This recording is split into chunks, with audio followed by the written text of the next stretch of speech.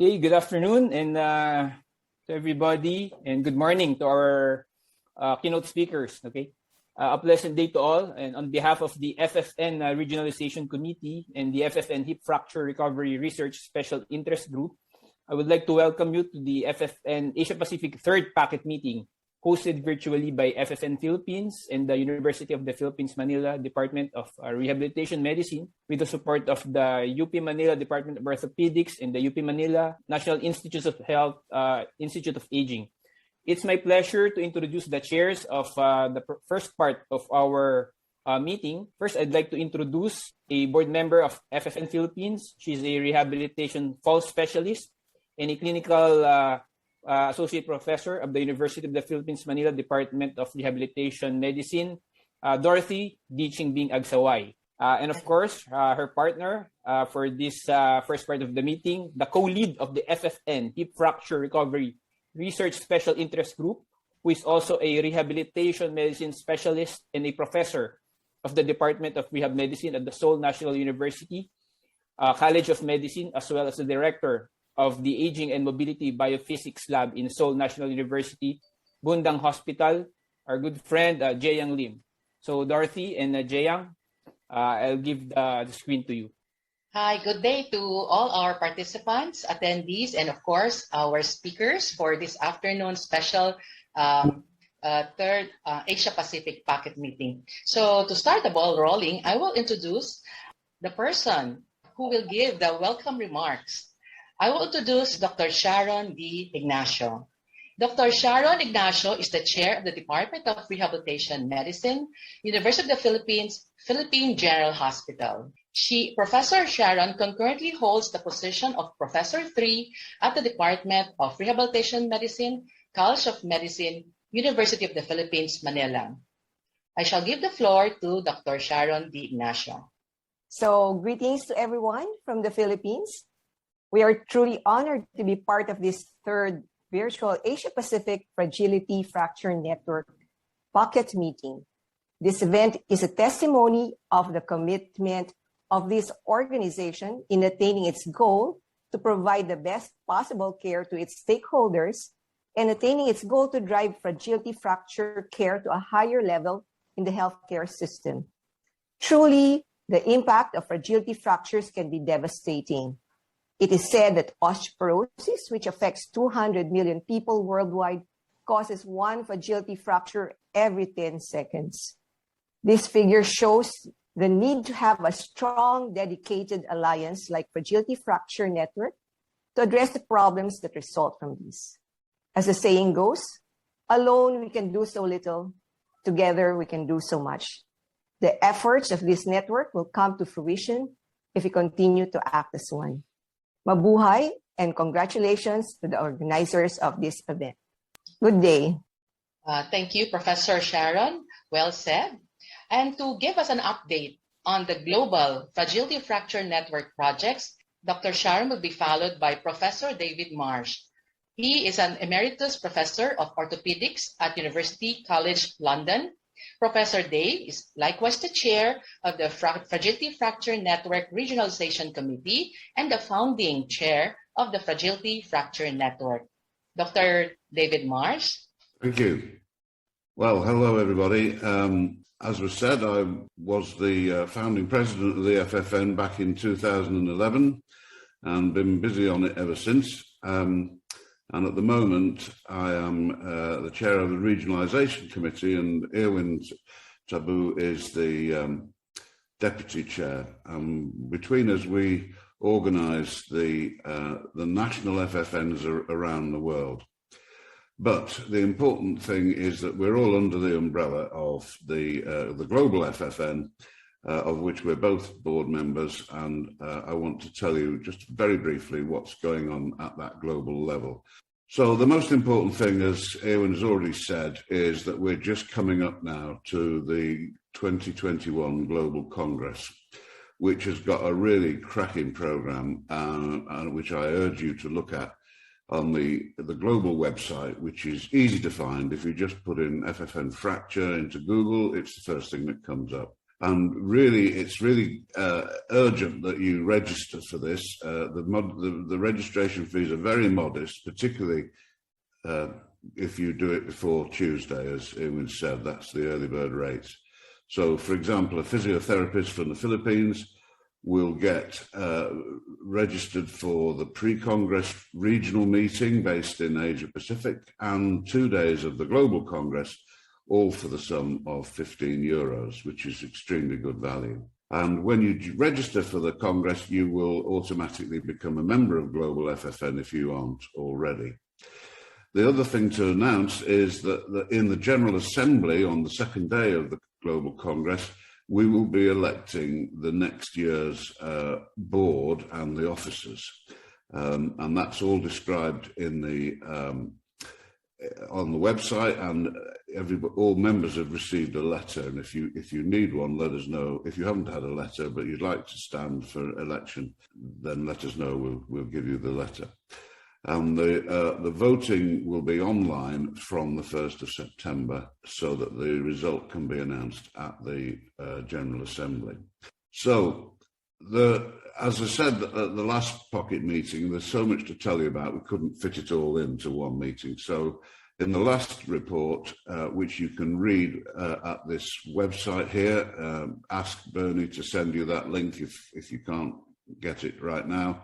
And we reported there about the most recent guides to action, the toolkits, clinical and policy toolkits, the hip fracture registry toolbox, which have all been produced in the last 12 months. We reported on the progress of national FFNs, of which there are now 20 in the world, many of them in Asia Pacific. We reported on an FLS Academy and Network in Europe, which is a joint project with the IOF, with whom we have a memorandum of understanding. We reported on the special interest groups, of which one of them is today's co-organiser, the Rehabilitation one. We also mentioned, Jeff, vertebral fragility fracture, saying that it's going to be a very important part of our work in the next coming while.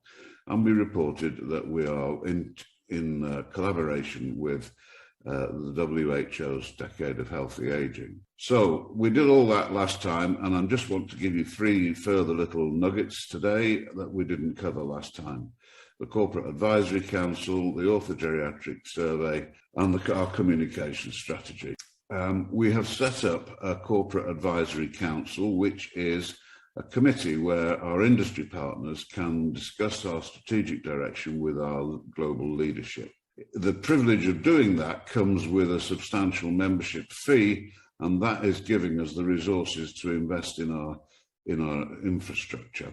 So far, we've decided to spend some of it on a consultant, David Lee, who has a background in both in non-profit organisations and companies to do with osteoporosis and fragility fractures, and you'll be hearing more about him as he helps you to develop the Asia Pacific network. We've also appointed executive assistants so that the regionalisation committee that Ewan and I run will have a lot more help and be more powerful, and the same thing will happen for the other subcommittees of the board soon. So the first meeting of the CAC itself will be held immediately after the Global Congress, and one of the main things we'll be discussing is the Global Orthogeriatric Survey, which is going to be a development of FIRMAT, which many of you are already involved in. So the Global Orthogeriatric Survey covers what we mean by orthogeriatrics, which is the whole of post-fracture care. And one thing that means is that it also includes secondary prevention. You have not finished treating this fracture until you have done something to prevent the next fracture, is our mantra. So we have our 3 pillars of post-fracture care: the acute episode, the rehabilitation, and the secondary prevention. And we want to survey the world to see how much of this whole orthogeriatric pathway is being implemented and what resources are there. And we will produce from that a world map rather similar to the IOF's Capture the Fracture map of FLS units. And this whole process is going to be kicked off at the Regionalisation Committee in the upcoming workshop in the upcoming Global Congress, where Erwin is one of the speakers and the other one is a geriatrician from Chile in Latin America. The communications strategy needs to be beefed up. We need to establish a communications committee alongside our existing education committee, scientific committee, and regionalisation committee. And we will be amending the Articles of Association in the General Assembly to allow this. The goal of the Communications Committee will be to promote externally our message, knowledge about the burden, evidence on how to treat and prevent, and information about the various toolkits and guides to action that we produce. But it will also serve a role internally to improve communication between the different leadership teams, of which today's meeting is an example, a collaboration between the national FFNs in Asia Pacific and the global Rehabilitation special interest group. And we'll use all the methods at our disposal, including an expanded series of webinars to promote this communication. So finally, just to summarise, we are developing very rapidly and we needed to increase our administrative capacity. The funding from the Corporate Advisory Council will facilitate this. And a big element of our coming year's work is going to be a global survey of orthogeriatric post-fracture care. And our communication strategy will help to keep all this together. So there's lots to look out for. Please do register for the Global Congress and get involved in the FFN, both regionally, nationally, and globally. Thank you very much. Hi, Professor Jay Yang. Hey. Hello. Hello, everyone. I'd like to welcome you all to the third AP-REM POCA meetings.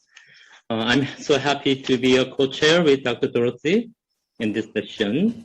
As you noted, this is a special session prepared with the collaboration of Asia Pacific Regional Committee and Hip Fracture Recovery Research's Special Interesting Group. Hip Fracture Recovery Special Interesting Group is an active steering group of Fragility Fracture Network on hip fracture recovery issues. I'm a co-lead of this group with Dr. Katie Sheehan is the first speaker today. Multidisciplinary clinicians and researchers participate in this group. Today, we are really excited to have four fantastic speakers. They will talk about recent issue and on mobilization strategy and outcomes after hip fracture. Please type your question in the question section on your screen. Questions will be left to the short Q&A session after all presentation. I now have a great pleasure introducing our first speaker, Dr. Katie Sheehan. Dr. Katie Sheehan is a senior lecturer and UKRI Future Leaders Fellow at King's College London. She is a qualified physiotherapist and quantitative health services researcher with experience from Ireland, Canada, and UK. The Katie's research focuses on the use of secondary analysis data set to inform your approaches to rehabilitation for old adults with fragility fracture. Please. Yeah, thank you, Dr. Jay Yang. So Dr. Katie will be followed by Professor Christensen. Professor Morten Christensen is a clinical professor at the Department of Clinical Medicine, University of Copenhagen, and Department of Physical and Occupational Therapy, Bispebjerg and Frederiksberg Hospital, Copenhagen, Denmark. Professor Morten holds a PhD focused on patients with hip fracture from Lund University, Sweden in 2010. He has published 85 peer-reviewed scientific papers. Dr. Christensen is also the co-lead of the Fragility Fracture Network Physiotherapy Special Interest Group, board member of the Danish Hip Fracture Database, and has given several lectures and presented multiple times at congresses on the topics of rehabilitation and outcome measures after hip fracture. Okay. I'm now delighted to introduce our third speaker, Dr. Emma Sutton. She is the Assistant Professor of Physiotherapy at Coventry University, UK, and orthopedic physiotherapist. She completed her doctoral research on qualitative improvement in surgery with funding from the Health Foundation, a clinical lectureship on improved science in hip fracture care with clinical trial unit at University of Warwick. Emma chairs the West Midland Region Hub for UK Council for Allied Health Professional Research. She also one of the member advisory board of Hip Fracture Recovery Research Special Interesting Group. Yes, last and not the least, as a lecturer for the first part of this activity is Dr. Antonio Alan Mangubat. Dr. Antonio Mangubat is an anesthetist, and he is also a board member of the Fragility Fracture Network Philippines. He is a clinical associate professor of the Department of Anesthesiology, University of the Philippines, Philippine General Hospital, and Section Chief of Orthopedic Anesthesia, UP PGH. Professor Lon has special interest in orthogeriatrics and has the role of anesthesiologist in the geriatric population, as well as early recovery after surgery for neurosurgery and orthopedic surgery. So we will have the 4 speakers first and the lectures, and after which we will entertain your questions afterwards. Please don't forget to type in the chat box your questions for each speakers. Thank you. So first, thank you for the opportunity to present today.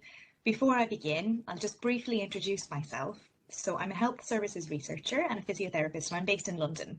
My research interest lies with older adults, and in particular secondary analysis of audit and administrative data to inform quality improvement initiatives, as well as stratified approaches to rehabilitation across the care continuum and equity and access to rehabilitation research, as well as care delivery. The current work I'm going to talk about is funded by the NIH and use data from the UK Falls and Fragility Fracture Audit Programme. I worked with a fantastic team at Partnered Hospital, Guy's and St Thomas's, and also researchers from King's College London. I'm going to jump straight in with our key findings, and I'll then walk through the methods and the results that led to those findings, the limitations and next steps for the results and our research. So early mobilisation led to earlier live discharge, survival and recovery at 30 days.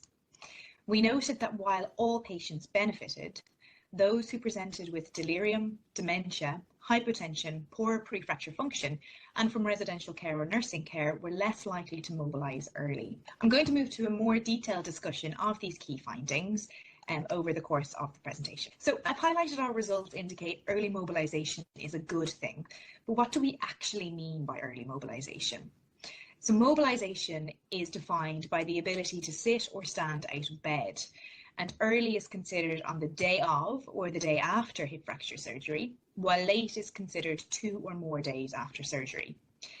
This can seem quite a simple activity, but it's actually quite a challenge for many patients. And I think it's really well reflected in the following video, which features Sheila getting out of bed for the first time.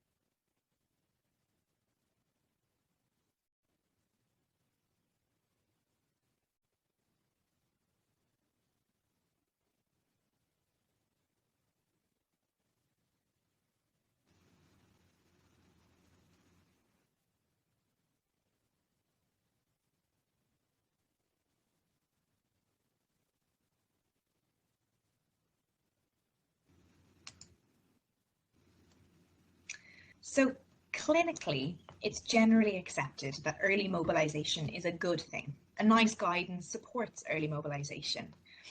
This acceptance is based on the hypothesis that early mobilisation could reduce post-operative complications and in turn increase survival, or it could reduce the loss of muscle strength that's induced by bed rest and in turn increase the chances of recovery. In the UK, early mobilisation is consistently achieved for around 70 to 80% of patients. However, there's considerable variation across hospitals, as evidenced in the graph here.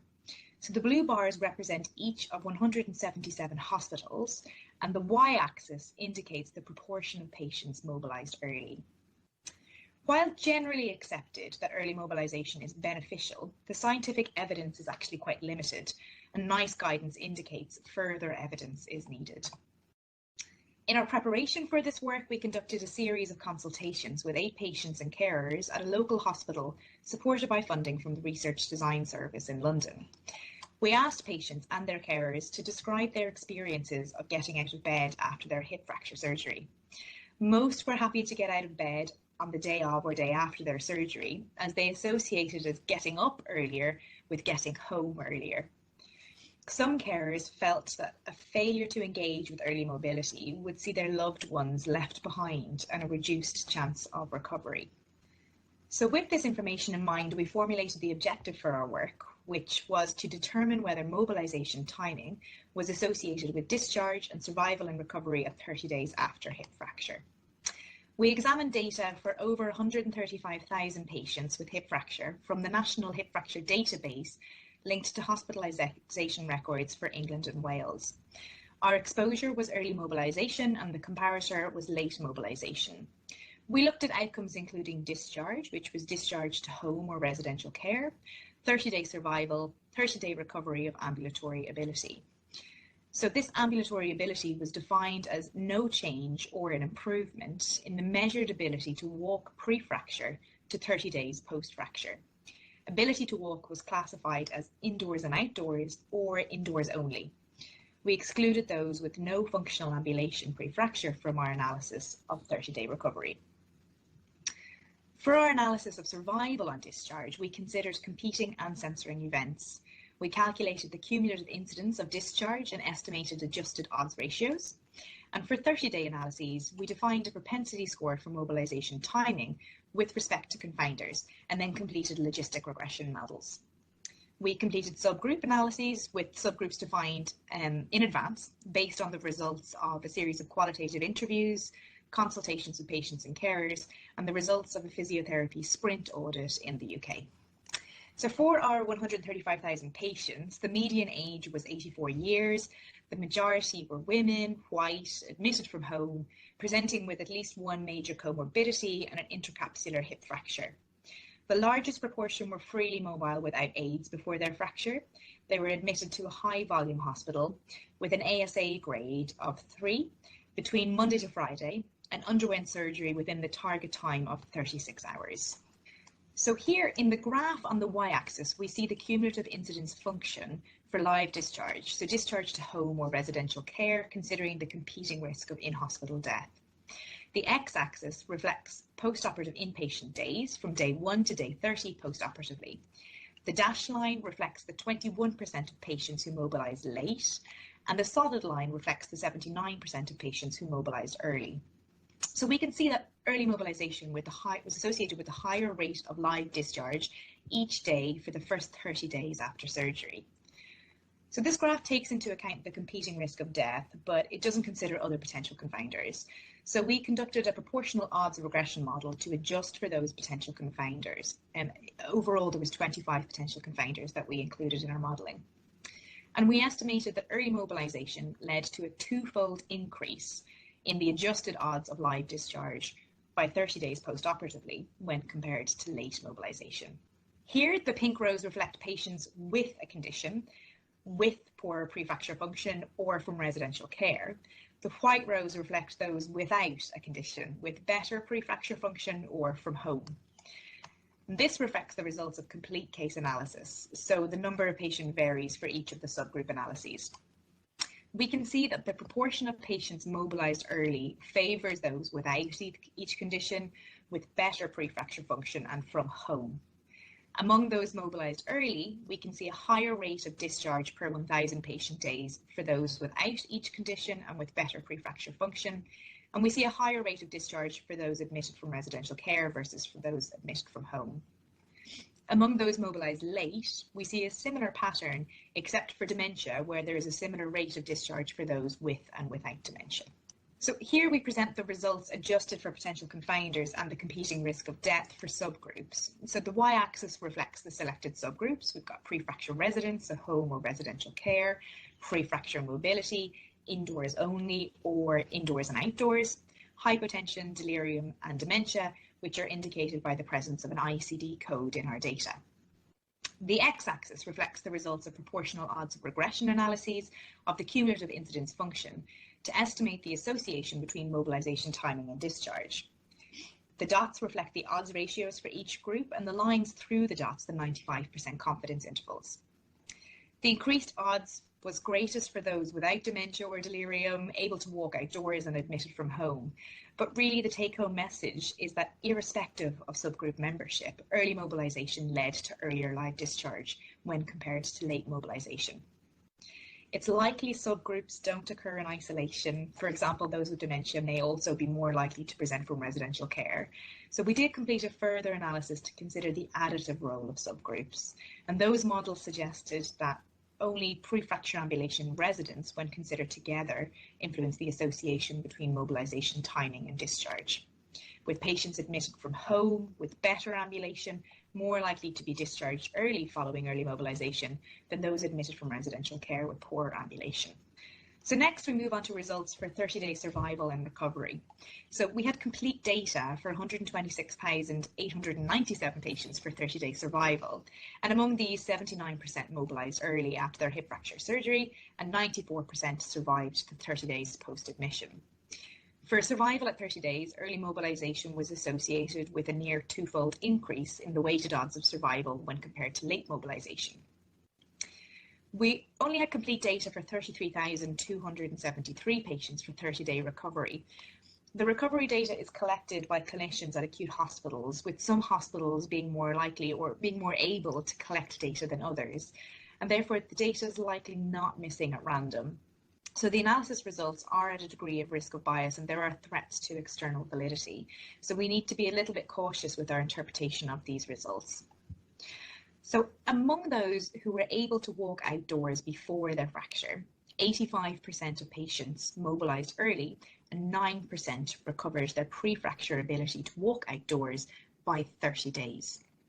Among those who were only able to walk indoors before their fracture, 74% mobilised early and 79% recovered their pre-fracture ambulation ability, so indoors only, by 30 days post-admission. Early mobilisation was associated with a 25% increase in the weighted odds of recovery at 30 days for those who were able to walk outdoors before their fracture, and a 53% increase in the weighted odds of recovery at 30 days for those who were only able to walk indoors before their fracture.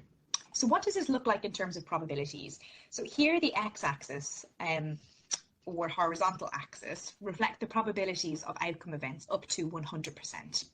The top half of the y-axis reflects overall 30-day survival, and the bottom half reflecting 30-day recovery by pre-fracture ambulation, so indoor only or indoor and outdoor. Blue dots reflect early mobilisation and red dots late mobilisation. So for survival, early mobilisation was associated with a 3.8% increased probability of 30-day survival. For recovery, early mobilisation was associated with a 22.8% increased probability of 30-day recovery among those with outdoor ambulation pre-fracture, and a 10% increase in the probability of 30-day recovery among those with indoor ambulation only pre-fracture. So we'll declare the limitations of this work. As with all observation analyses, while we did adjust our analysis for over 25 potential confounders, there's still the potential for unobserved confounding. So for example, discharge may be influenced by other processes of care during the acute stay, such as weight-bearing status in relation to fracture stabilisation or the occurrence of post-operative complications. We had a high proportion of loss to follow-up cases in the analysis of survival and discharge. Here I've presented the results from complete case analysis. We did complete sensitivity analyses to determine the extent to which data was sensitive to missingness for discharge and 30-day survival, and we found very similar findings. We didn't do this for 30-day recovery due to the likelihood of the data being not missing at random. For our subgroup analyses, we classified patients as with or without a given diagnosis, as we didn't really have any information related to the disease stage. This may have influenced the results. So, for example, a patient with new onset dementia may have a different chance of early mobilization and earlier discharge when compared to those with advanced or end-stage dementia. So, back to our first slide. Early mobilisation led to earlier live discharge, survival and recovery at 30 days. So we noted that early discharge is the top priority of patients in the immediate post-operative phase.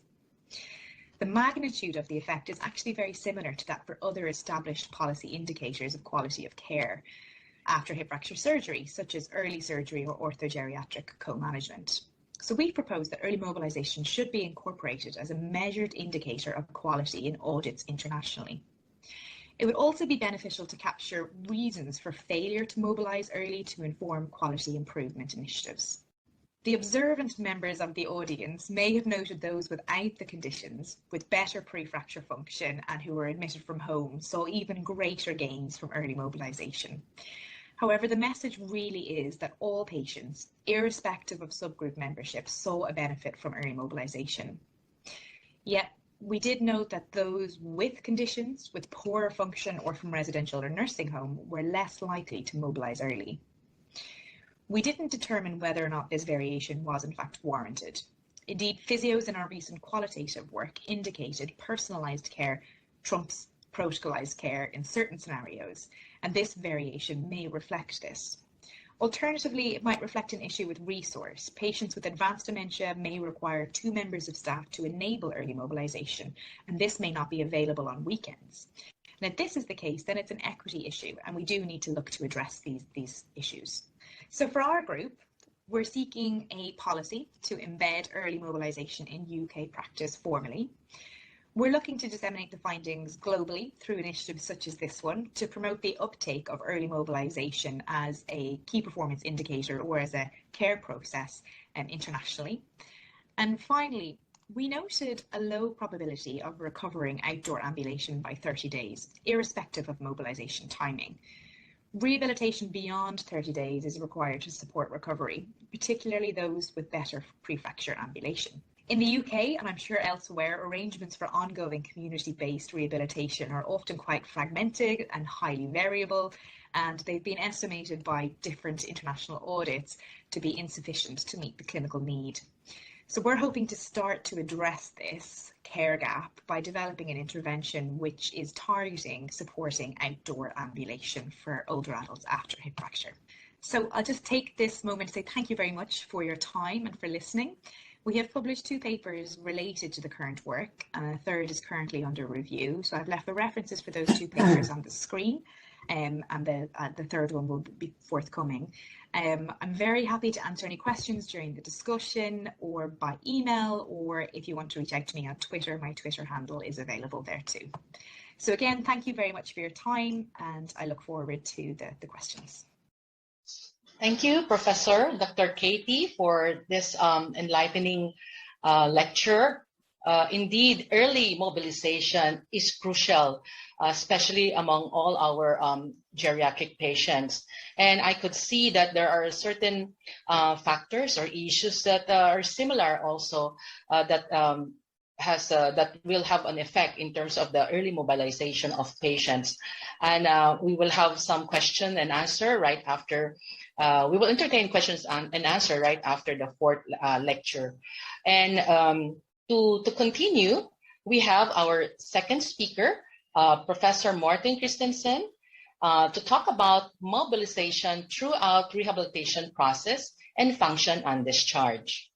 Hi, and welcome to this part of the meeting. My name is Morten Tange Christensen. I'm a physical therapist and professor at the University of Copenhagen, and also working at one of the major hospitals in the Copenhagen area. And I would like to thank the organizing committee for inviting me. It's a great honor to be here and to be able to give a presentation on one of my favorite focus areas for about 20 years. So Well, also I am involved in two of the special interest group of the Fragility Factor Network, and I'm a member of the scientific committee for the September Congress this year. The focus for my talk will be, as the title, mobilization throughout rehabilitation process and function on discharge. And it will be focused on the importance of a continued focus on enhancing the ambulatory status after the first postoperative mobilization. And also I'll go a little into the importance of prefracture function and other barriers and predictors of the early ambulatory status. And the evidence I will provide will be related to patients with hip fracture, as this was the group that I studied for many years.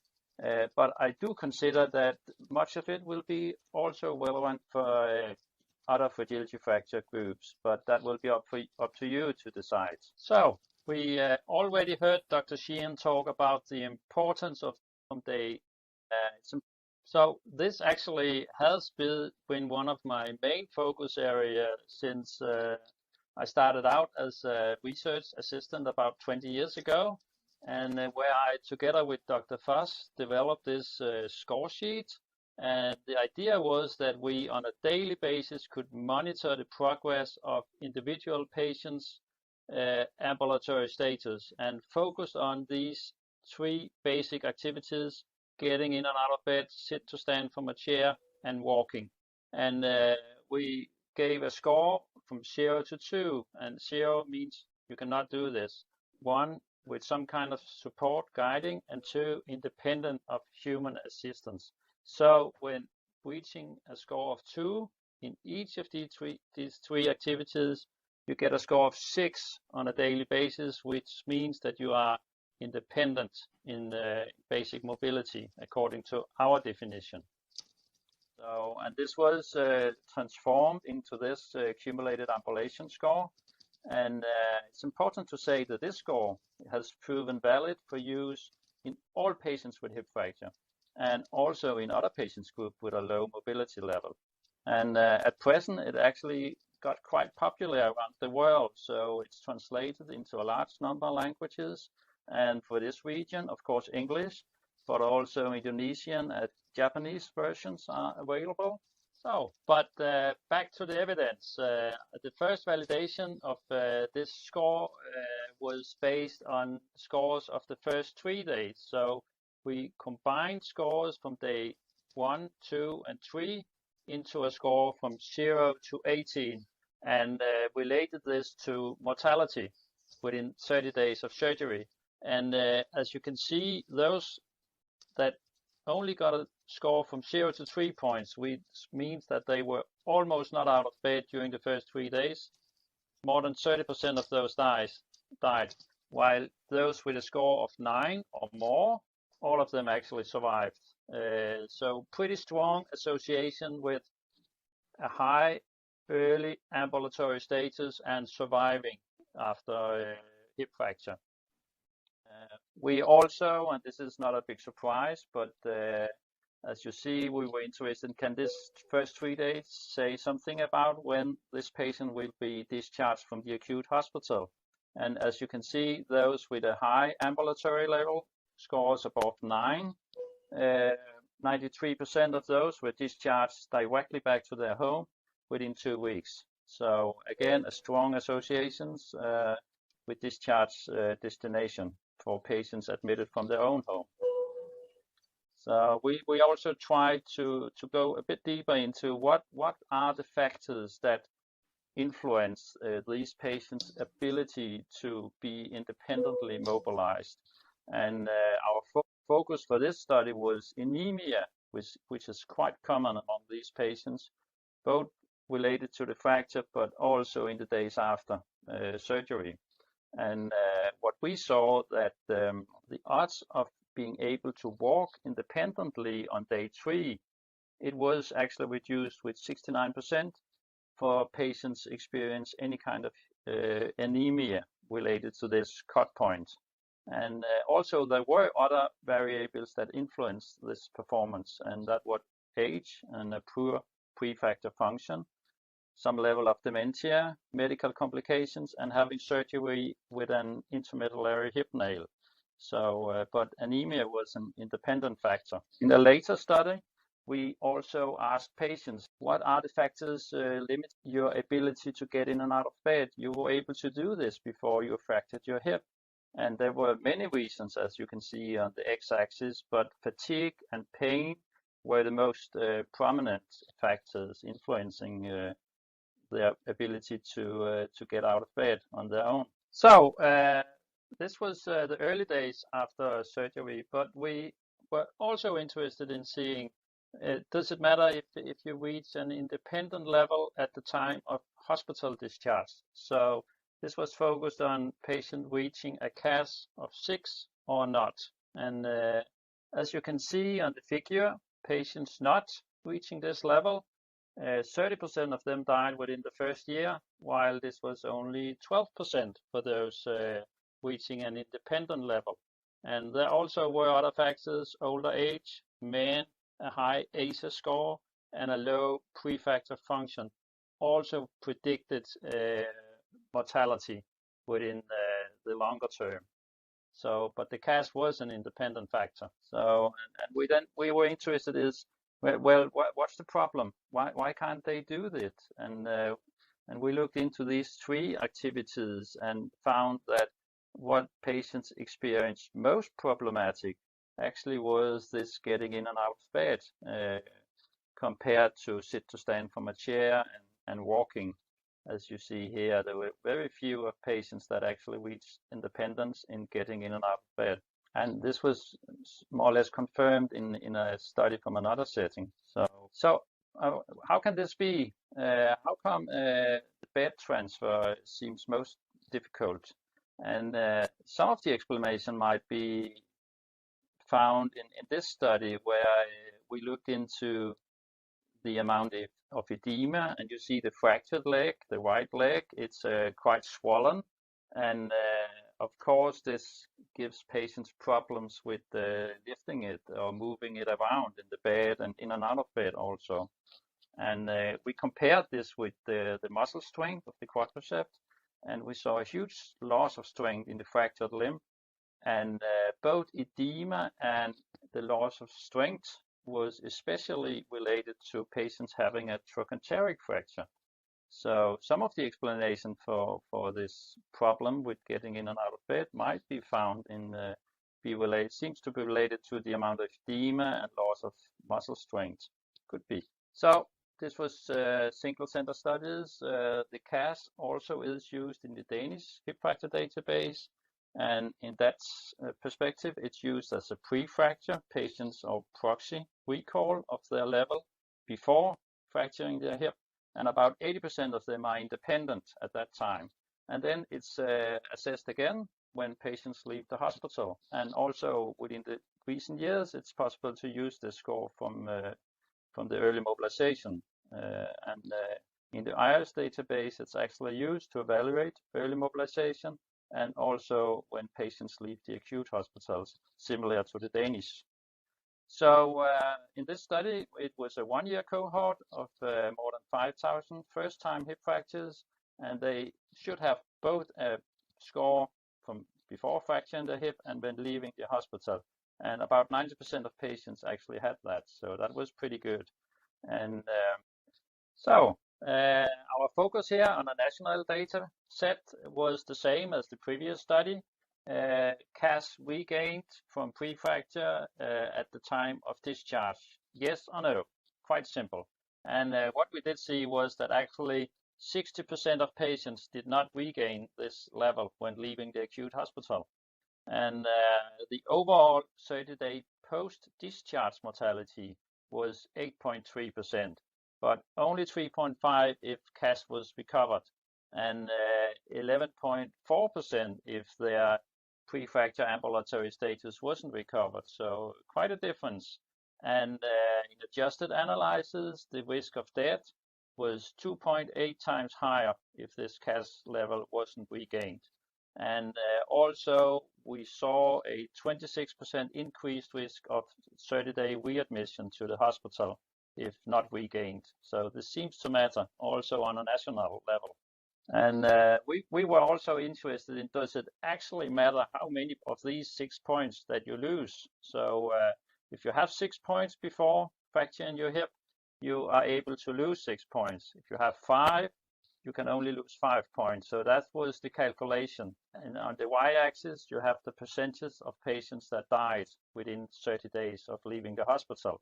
And as you can see, there's a pretty strong association with losing. The more points you lose, the greater risk of not surviving. So just 1 point actually seems to matter, looking at it with this perspective. So quite interesting.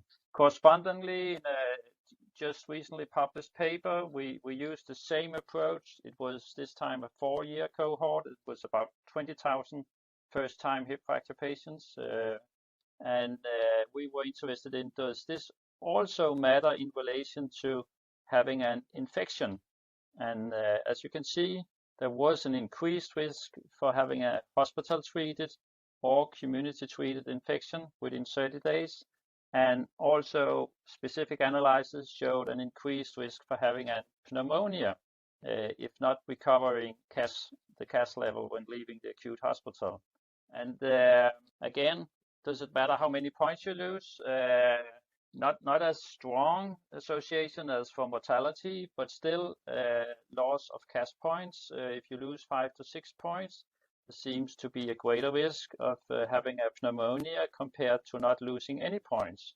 So from 2 to more than 5% risk. So this really seems to matter. So jumping a bit, but I did mention the importance of the pre-fracture function during my talk. And there's different ways of monitoring this, but one way is the new mobility score. And it's actually used in the IRIS database, and importantly, it can be used for all patients with hip fracture. And it's focused on indoor walking, outdoor walking, and walking during shopping. So very important activities for these patients. And it provides a score from 0, you're not able to do this at all, to 9, which means that you are independently can do this without difficulty, and no 8 in all these 3 activities. So, and it has been used worldwide and in many different ways, but these 3 studies all also used the accumulated ambulation score, and they looked into how strong is this new mobility score in predicting the outcome of the CAS. And it proved to be a very strong predictor. So if you had a high level before fracturing using the new mobility score, your possibility of recovering a full CAS score of 6 also was increased. But again, there were also other factors, as you can see, and you recognize these for some of the previous slides, most of them. So summing up a little, there's no doubt, mobilize patient as early as possible is extremely important. But continued focus on the ambulatory status thereafter seems equally important, I think. And I think it's important that the focus on individual short-term achievable goals to enhance confidence and motivation of each patient is really important. And a short-term goal could be recover of this basic mobility as presented during my talk. And also try to take restricting factors for independent mobility into consideration, and of course offer specific exercises relevant for recovering mobility. And in relation to that, there's a new guideline providing evidence for interventions and outcome measures across the continuum of care for these patients. And it's free access. Just a little from that guideline, it's a summary related to my talk, and recommend that PTs use the new mobility score to assess the pre-fracture and continued status thereafter across the continuum of care, and also recommend the early mobilization as soon as possible, and also thereafter, unless contraindicated for medical or surgical reasons, and also that patients are offered daily physical therapy with duration as tolerated, and that the accumulated ambulation score is used until an independent ambulatory status has been reached. And related to the more intensive early mobilization or training, this study actually provided 3 times daily physiotherapy during the first post-operative week. And they had a definition on physical readiness for discharge with independence in bed and chair transfer, walking with a gait aid, and negotiation stairs if required.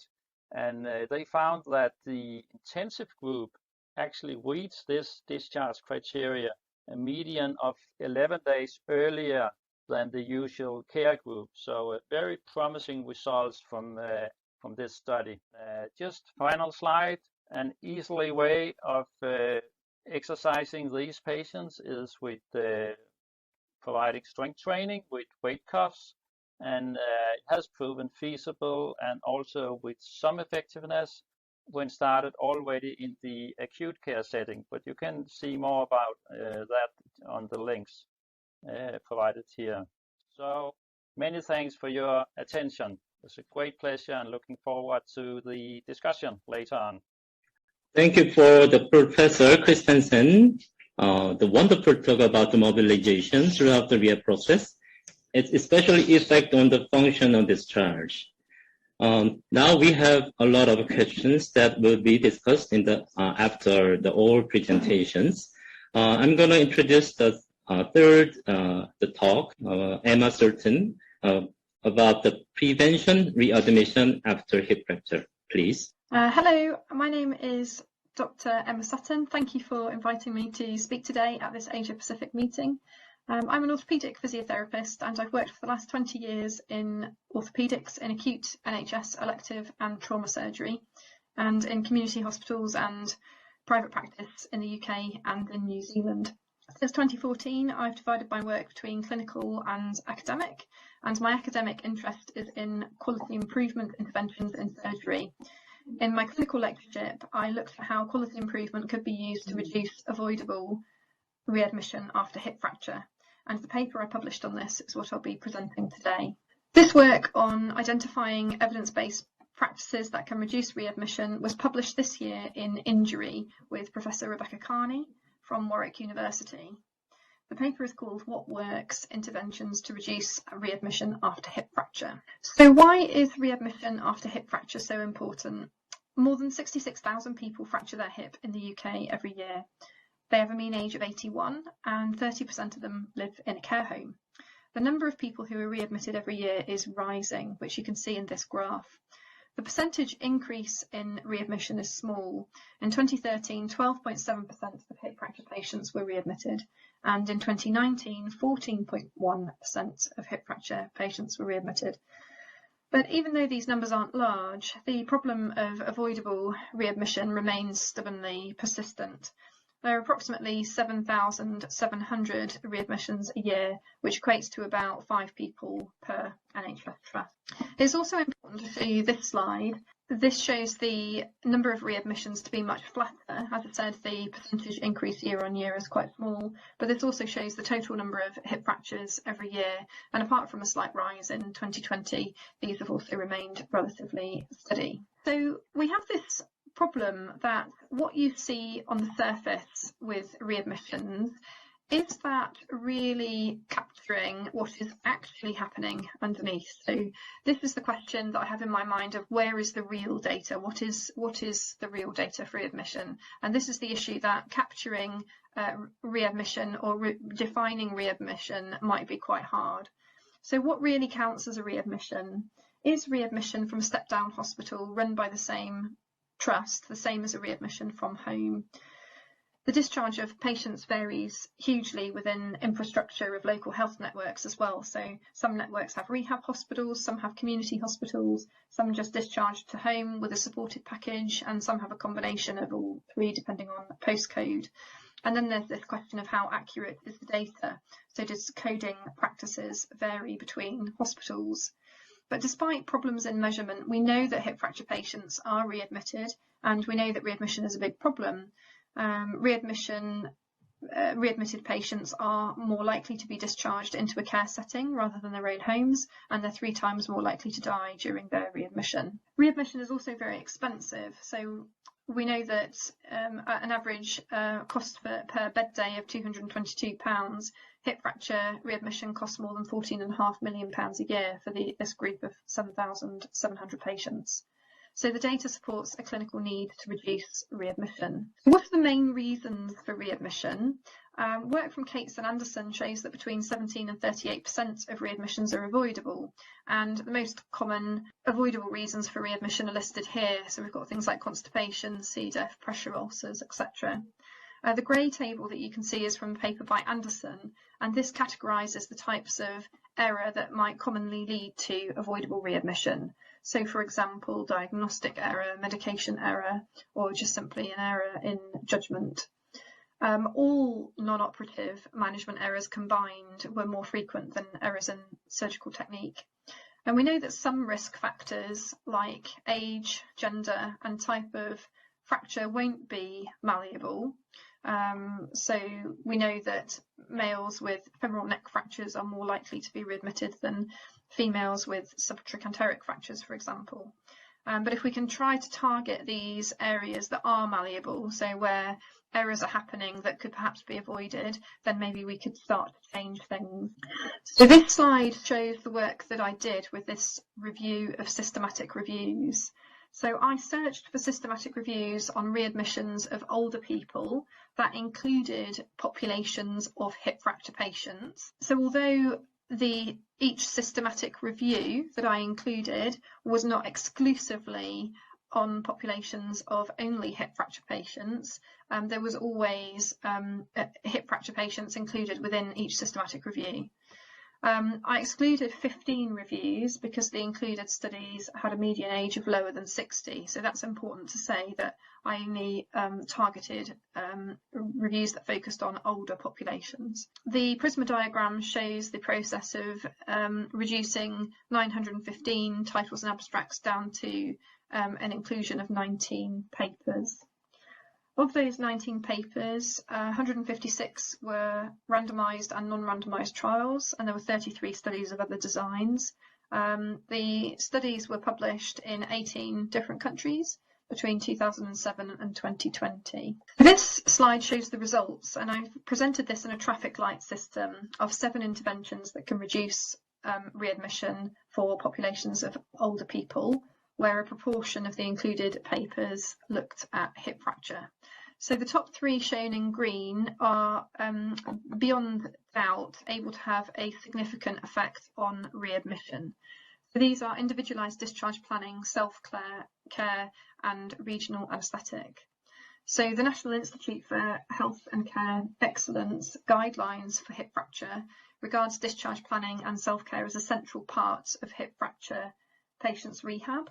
NHS England encourages all discharges to include a discharge plan that's tailored to the individual, transfer of this discharge plan to primary care, a single coordinator to secure a timely discharge, and monitoring of the adherence to this discharge plan. NICE also recommends that patients are offered a choice between spinal and general anaesthesia, and our review showed that self-care component must include, well, it should include at least 5 unique components to reduce readmission to a greater degree. We also found that when interventions were implemented by teams, which included patients and their families, then they were more likely to be able to reduce readmission. Of the 76 studies included on discharge planning, 7 of them were on hip fracture patients. Of the 42 studies on self-care, 1 was on hip fracture, and of the 3 studies in the systematic review, three studies on anaesthetic were hip fracture populations. Now, the other interventions on this list, which are amber, show a moderate ability to affect readmission because they had mixed results. So using the example of oral nutritional supplements, we can see that the review by Stratton shows a significant effect on readmission, but a review by Ramusen shows a non-significant effect on readmission. The paper by Avenel, their included studies, one of them showed that vitamin D3 does significantly affect readmission, whereas the other study included by Avenel shows that a protein-enriched diet shows a non-significant effect or trend towards reducing readmission. It was beyond doubt that these two interventions shown in red do not affect readmission after hip fracture. So that's enhanced recovery after surgery and comprehensive geriatric assessment. We also identified 39 systematic reviews which describe interventions to reduce readmission in a more general elderly population. So if you look at the column on the right here, you can see that there were no hip fracture studies at all in any of these systematic reviews. But I've raised it here because it's important not to discount them. So it could be useful for service providers, commissioners and researchers to consider these interventions before designing an implementation programme to solve the problem of readmission after hip fracture.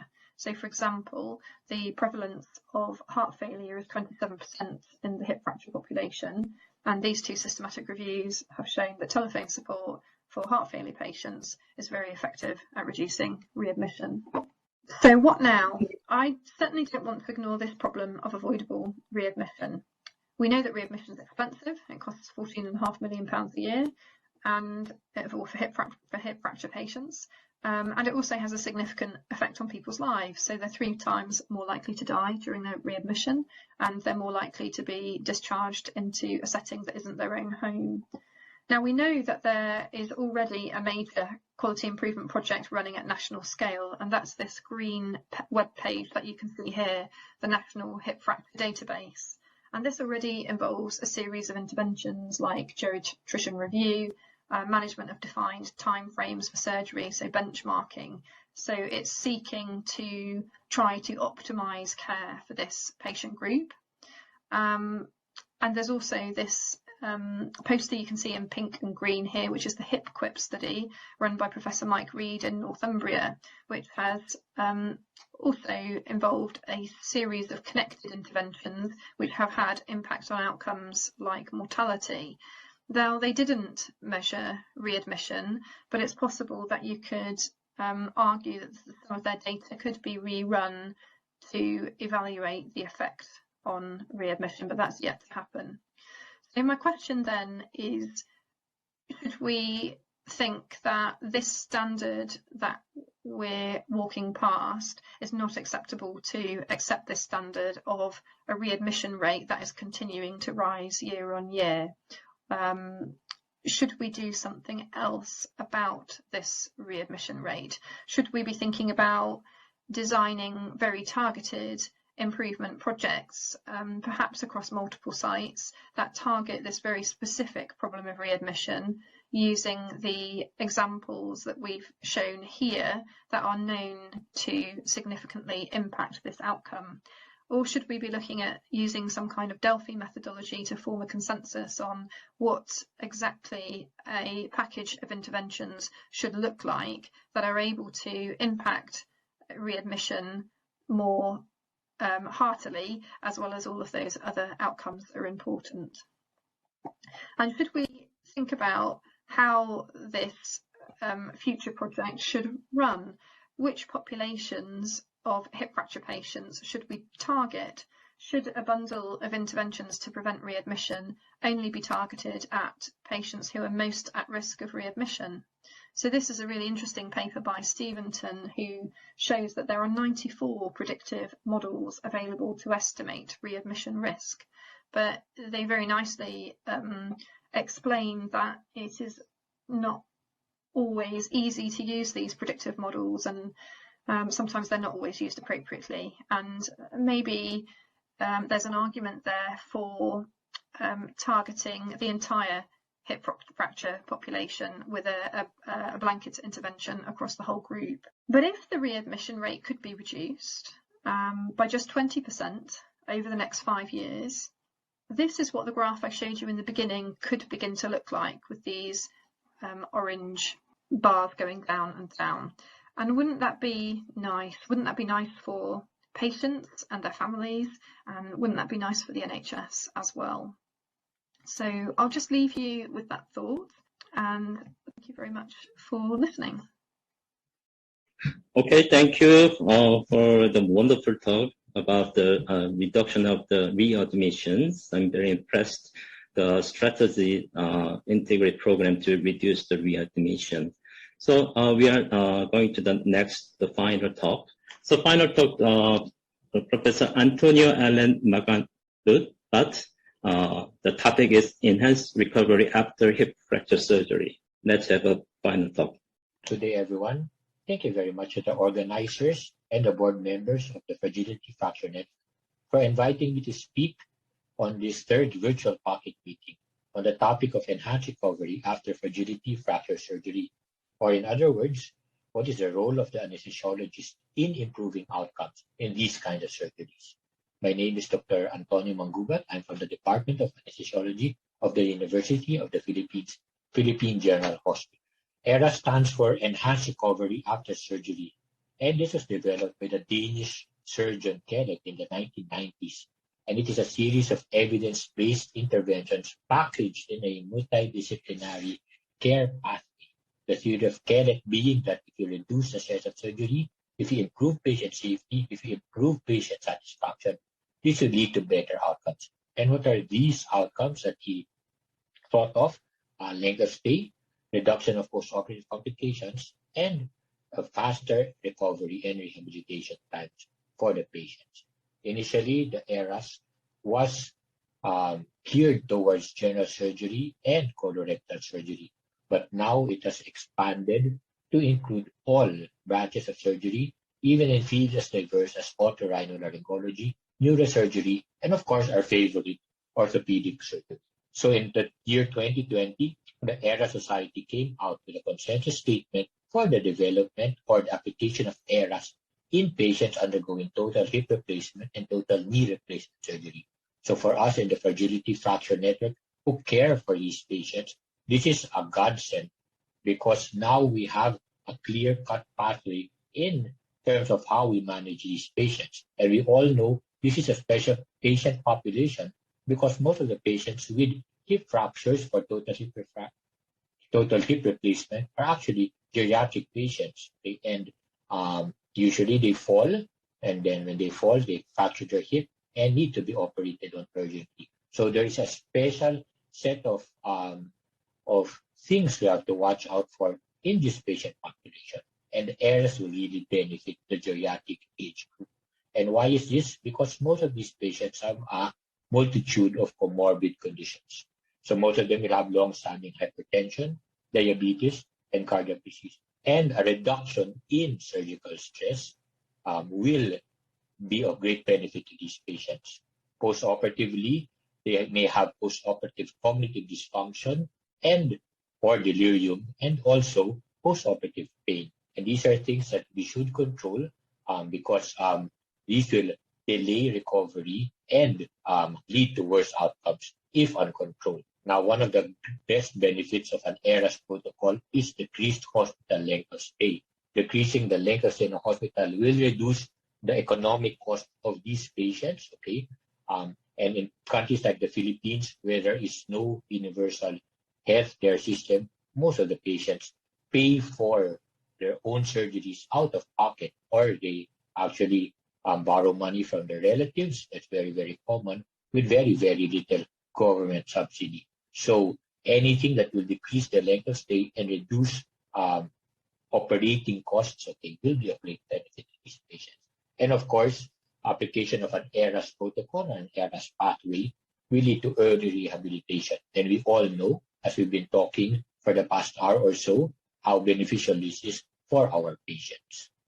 Now, based on these guidelines, the Philippine General Hospital has come up with its own ERAS protocol in this kind of surgeries. And if you see this protocol, the multiple care teams, anesthesia, surgery, nursing, rehab, and patient, each have different roles to play during each stage of the operation. So days before the patient is admitted, this is what the anesthesiologist will do, this is what the surgeon will do in the pre-op period, and so forth and so on, all the way up to the post-operative period. So we follow these ERAS guidelines, so that we again improve outcomes. I keep on stressing improvement of outcomes because that's what we'll be talking about in a short while. So what is the role specifically of the anesthesiologist in order to improve outcomes? So number one is preoperative optimization. As I have mentioned previously, many of these patients have long-standing comorbid conditions, and in concert with an internal medicine or a geriatrician, we optimize their clinical status so that they can be operated on urgently, ideally within 24 to 48 hours. A standard anesthetic protocol in the Philippine General Hospital, we usually use spinal anesthesia with a peripheral nerve block for post-operative pain, or if there are any contraindications to neuraxial anesthesia, we usually give general anesthesia plus the peripheral nerve block, again for post-operative pain. We do not give intrathecal or spinal opioids, and if we are going to insert an epidural anesthesia, we do not give epidural opioids, and we remove the epidural catheter immediately post-operatively so that the patient can ambulate, because all of these things that are attached to the patient will actually be a hindrance for them to mobilize on the first post-operative day. Many patients will have post-operative nausea and vomiting, so 2 or 3 agents as needed will be given to prevent post-operative nausea and vomiting. Tranexamic acid, usually a 1 gram loading dose, is also administered in order to prevent or decrease the use of blood transfusion during surgery. Multimodal opioid-sparing anesthesia and post-operative analgesia is used. So our oral pain medications when the patient is awake or post-operatively would include paracetamol, NSAIDs, or COX-2 inhibitors, depending on the kidney function of the patient. During operation, we do not allow our patients to become hypothermic, and we maintain their fluid balance. So we do not want an overhydrated or underhydrated patient. Usually, we insert a Foley catheter, but we remove this at the end of the operation, okay, so that patient again will be able to mobilize immediately post-operative. And we institute strategies to prevent the development of post-operative cognitive dysfunction. And these strategies would include the prevention of hypothermia, the prevention of hypotension, the avoidance of the anticholinergic agents, the use of benzodiazepines in patients who are already on benzodiazepines or terpenes. So all of these things will ideally lead to a better outcome. And one of the outcome measures that we measure in PGH is actually immediate post-operative mobilization. So the PGH experience for early post-operative mobilization is here. So we asked a group of orthopedic surgery residents and rehabilitation medicine residents what is their experience in terms of day one post-operative mobilization. And post-operative mobilization means that the patient is able to move their legs passively or sit down on the bed or dangle their feet on the side of the bed. And the results of this survey showed that 38% of the residents who were asked observed that 3/4 of the patients would actually be moving, as I described, on the first post-operative day. And in fact, if you include the other 35.3% of respondents, you'd see that around 60% of respondents say that more than half of patients will actually be moving already on the first post-operative day. So that is a very good news. We see that our interventions allow the patient to be fully awake and he regains his motor and sensory function enough in order to be able to mobilize. Now, how about post-operative day one ambulation? Now, the result of the survey here, it's not as much as the mobilization, but you can see 8.8% of respondents said that more than 3/4 of their patients were already walking or ambulating with the aid of walker on the first post-operative day. And 20.6% of respondents said that more than half of the patients would actually be walking already on the first post-operative day. So this is also very good to hear. But obviously, you can see that we need more. We need better numbers in terms of day one ambulation. Okay. And what are the factors that will actually prevent them from moving or ambulating? And quite distressing to see that pain, in all respondents, pain was the primary consideration of why the patients were not ambulating post-operative. So that actually hits straight to our hearts as anesthesiologists, and obviously leads us to see that we need to improve our pain control post-operatively so these patients can move. Having said that, most of the patients said also that they know that even though it's painful, they still try to move because they know that it benefits them to actually mobilize and not be bedridden right after the operation. Other factors that will cause a delay in post-operative mobilization, severe weakness, lack of supervision, okay, and then others, very, very minor, drowsiness from anesthesia. So again, that's something for us to review. Patient's anxiety, prior deconditioning status of the patient due to long-standing injury, fear of moving despite help or assistance, the presence of peripheral lines, Foley catheters, epidural catheters, femoral catheters will also prevent them from mobilizing on the first post-operative day, and of course, the apprehension of the patient and the watcher. So the results of this and really will show us in actual practice what we need to improve on, even though we have an ERAS protocol already, what we need to improve on in order to actually have better outcomes for these patients. So in summary, I've talked about our ERAS experience and in PGH and its effect on post-operative mobilization of patients on the first day after the operation. So thank you very much, and thank you for your attention. Thank you to all our speakers. Dr. Jay Young, we saw that our participants are all very much engaged and very interested. Yeah. So there are a lot of questions right now. So we will open the Q&A session. So how much time we will use from now on? I think we are given just 10 minutes. Now it's already 4:22, so probably another 8 minutes because we have to start the second part by 4:30. Yeah. Okay, so I think we divided the issue as 2 points. So first, the definition of the early mobilization, and then how to implement this mobilization in our clinical setting internationally. So we have several questions related to the definition of early mobilization. So from the audience, actually the mobilization can be defined 1 day and 1 day after surgery. But the question is what the level of the mobilization could be the early mobilization. For example, sitting at the edge of the bed with legs just dangling, it could be early mobilization.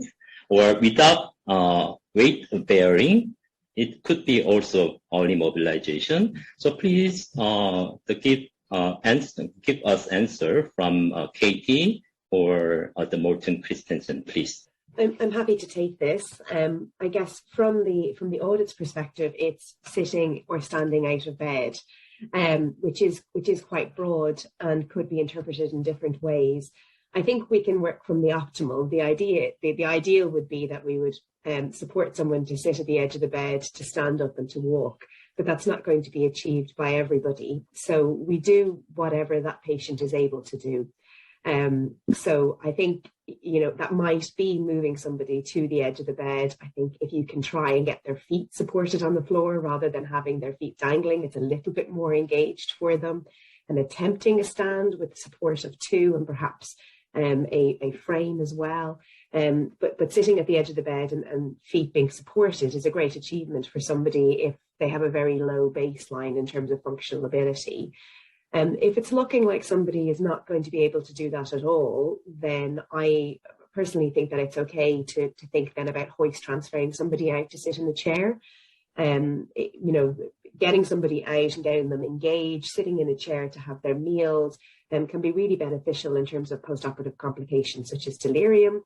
But the ideal and what we're striving towards is getting somebody into sitting and then supported into standing and then walking. So you start with that goal and work backwards depending on what the patient is able to achieve.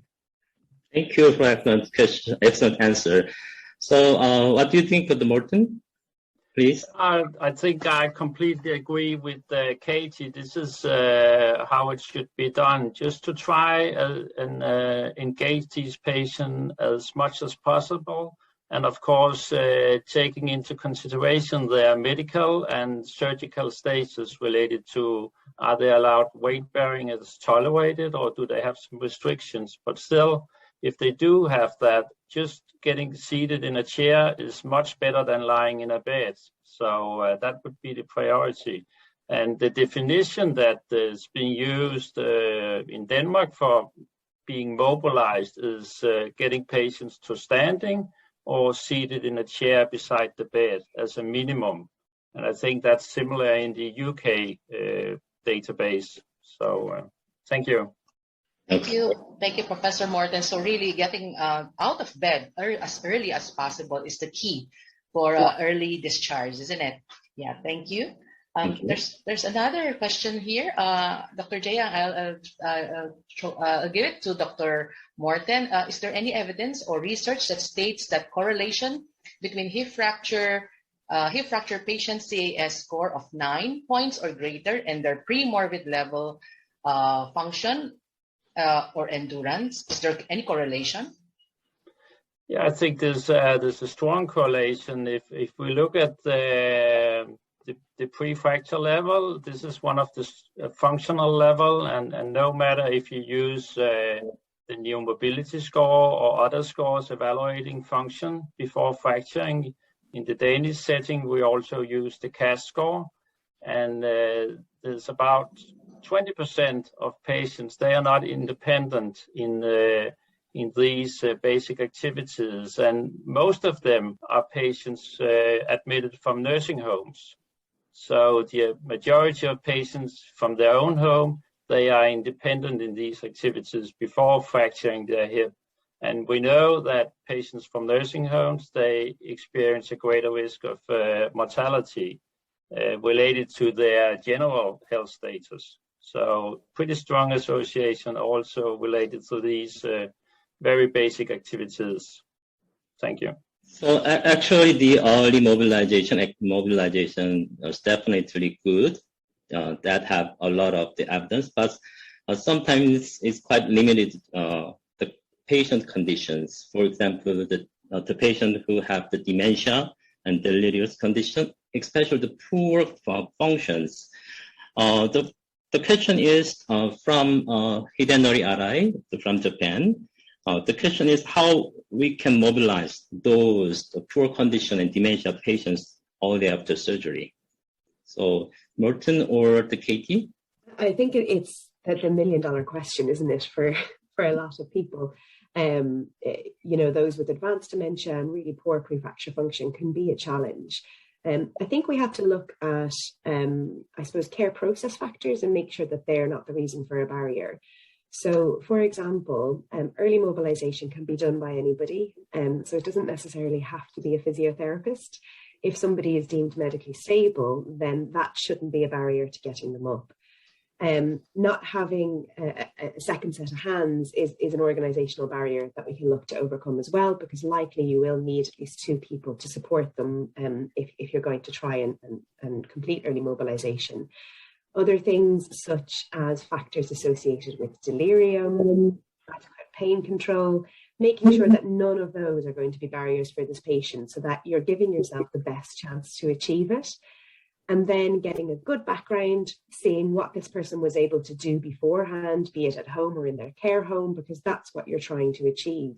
And if they were able to get out of their bed with a cyst of 2 and a frame, then that's your target. And it might be quite difficult to achieve that following hip fracture surgery. So maybe you're looking at transferring into chair at bedside, using a hoist. So for your first go, seeing how they tolerate sitting, and then kind of progressing from there to get them into standing by maybe going back to them a little bit later in the day.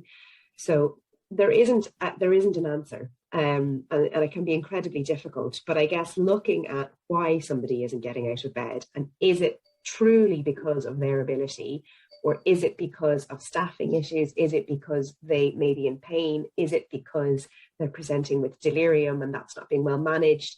And removing that, and then seeing if you're still struggling. And in some cases, it just won't be achieved, and there's not a lot we can do about that, but making sure that we've tried our best to remove all the barriers and then really giving that person the opportunity to do that.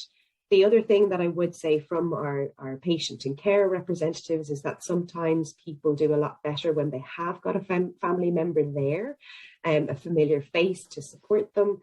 That's obviously incredibly difficult during COVID, but post-COVID, because we do look to see a post-COVID world that may be engaging a familiar face, be it a family member or somebody from a care home, to see if that they can help with trying to support that person to get out of bed. Thank you. So another concern is the pain issue after the hip fracture. So there are several questions related to pain issues. So I think please, Antonio, so do you have any specific intervention to reduce the pain management?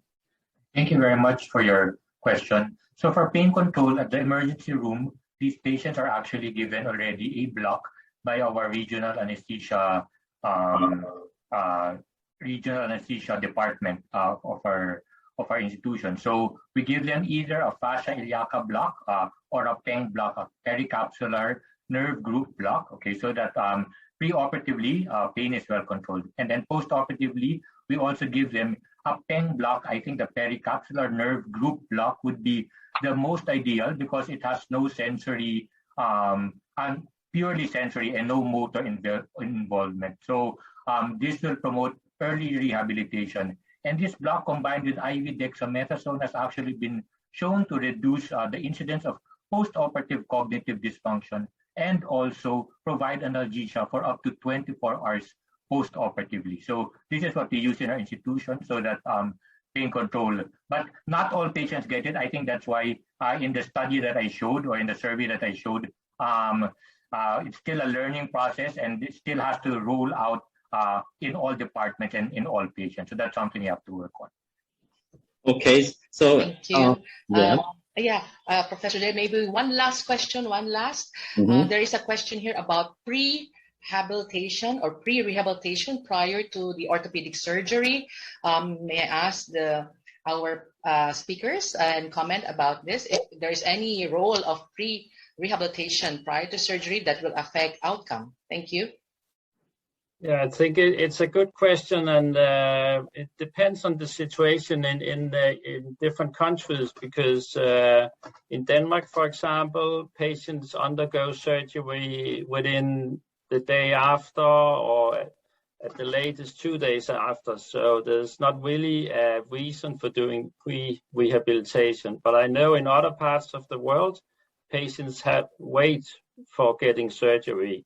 And then specific bed exercises to avoid further loss of muscle strength and thrombosis, etc. Probably is important, but it's not that well studied because, but I think it has a role in parts of the world where patients wait several days for having surgery. It's good question and quite important, I think, but. From the Danish perspective, it's not something that's offered to patients because the primary focus is getting patients to the theatre and undergo surgery as soon as possible after being admitted. Thank you very much, Professor Morten. Maybe one comment from Dr. Emma, probably, from her point of view. Thank you. Oh, hi there. Can you hear me okay? Yeah, we can hear. Yes, thank you. Great. I was just going to comment because I've actually just finished writing a systematic review of systematic reviews on prehab. It's not actually about hip fracture though, it's about hip and knee replacement surgery, and it's due to be submitted for publication soon. So I thought I'd point that out, that the findings from that show that prehabilitation is effective in reducing length of stay and improving functional outcomes when it's combined when 3 or more elements are combined. So exercise, education, dietary support. Thank you very much, Professor Emma. And Dr. Jaya, I think we have reached our limit. May we ask our speakers to also answer the questions in the chat box. In the interest of time, we have to move on to our next, second part of our activity. Thank you. Thank you, Professor Jaya. Thank you. Okay, so we have a very fruitful session. Thank you all. Thank you. Thank you to all our keynote speakers for a very productive and interesting session. I think the number of questions really reflects the interest that our participants showed to this particular session. But due to the interest of time, we have to move on to the second part of our pocket meeting. Now, at this point, I would like to introduce our chairs and moderators, who are both part of the FFN Philippines board. The first is the head of the spine section and training officer of the Spine Fellowship Program of the Department of Orthopedics in Chonghua Hospital in Cebu, Dr. Jeff Arbatin. And the second is a geriatrician, and he's a clinical associate professor of the Department of Medicine at the University of the Philippines, Philippine General Hospital, and also a board member of the Philippine College of Geriatric Medicine, Dr. Mark Evans Abad. So Mark and Jeff, okay. Thank you, Dr. Tabu. So for the next part of the program, we'll have a 5-minute presentation by each speaker from a specific Asia-Pacific country. The goal of this session would be to highlight what are the future initiatives to improve the fracture recovery in the geriatric population.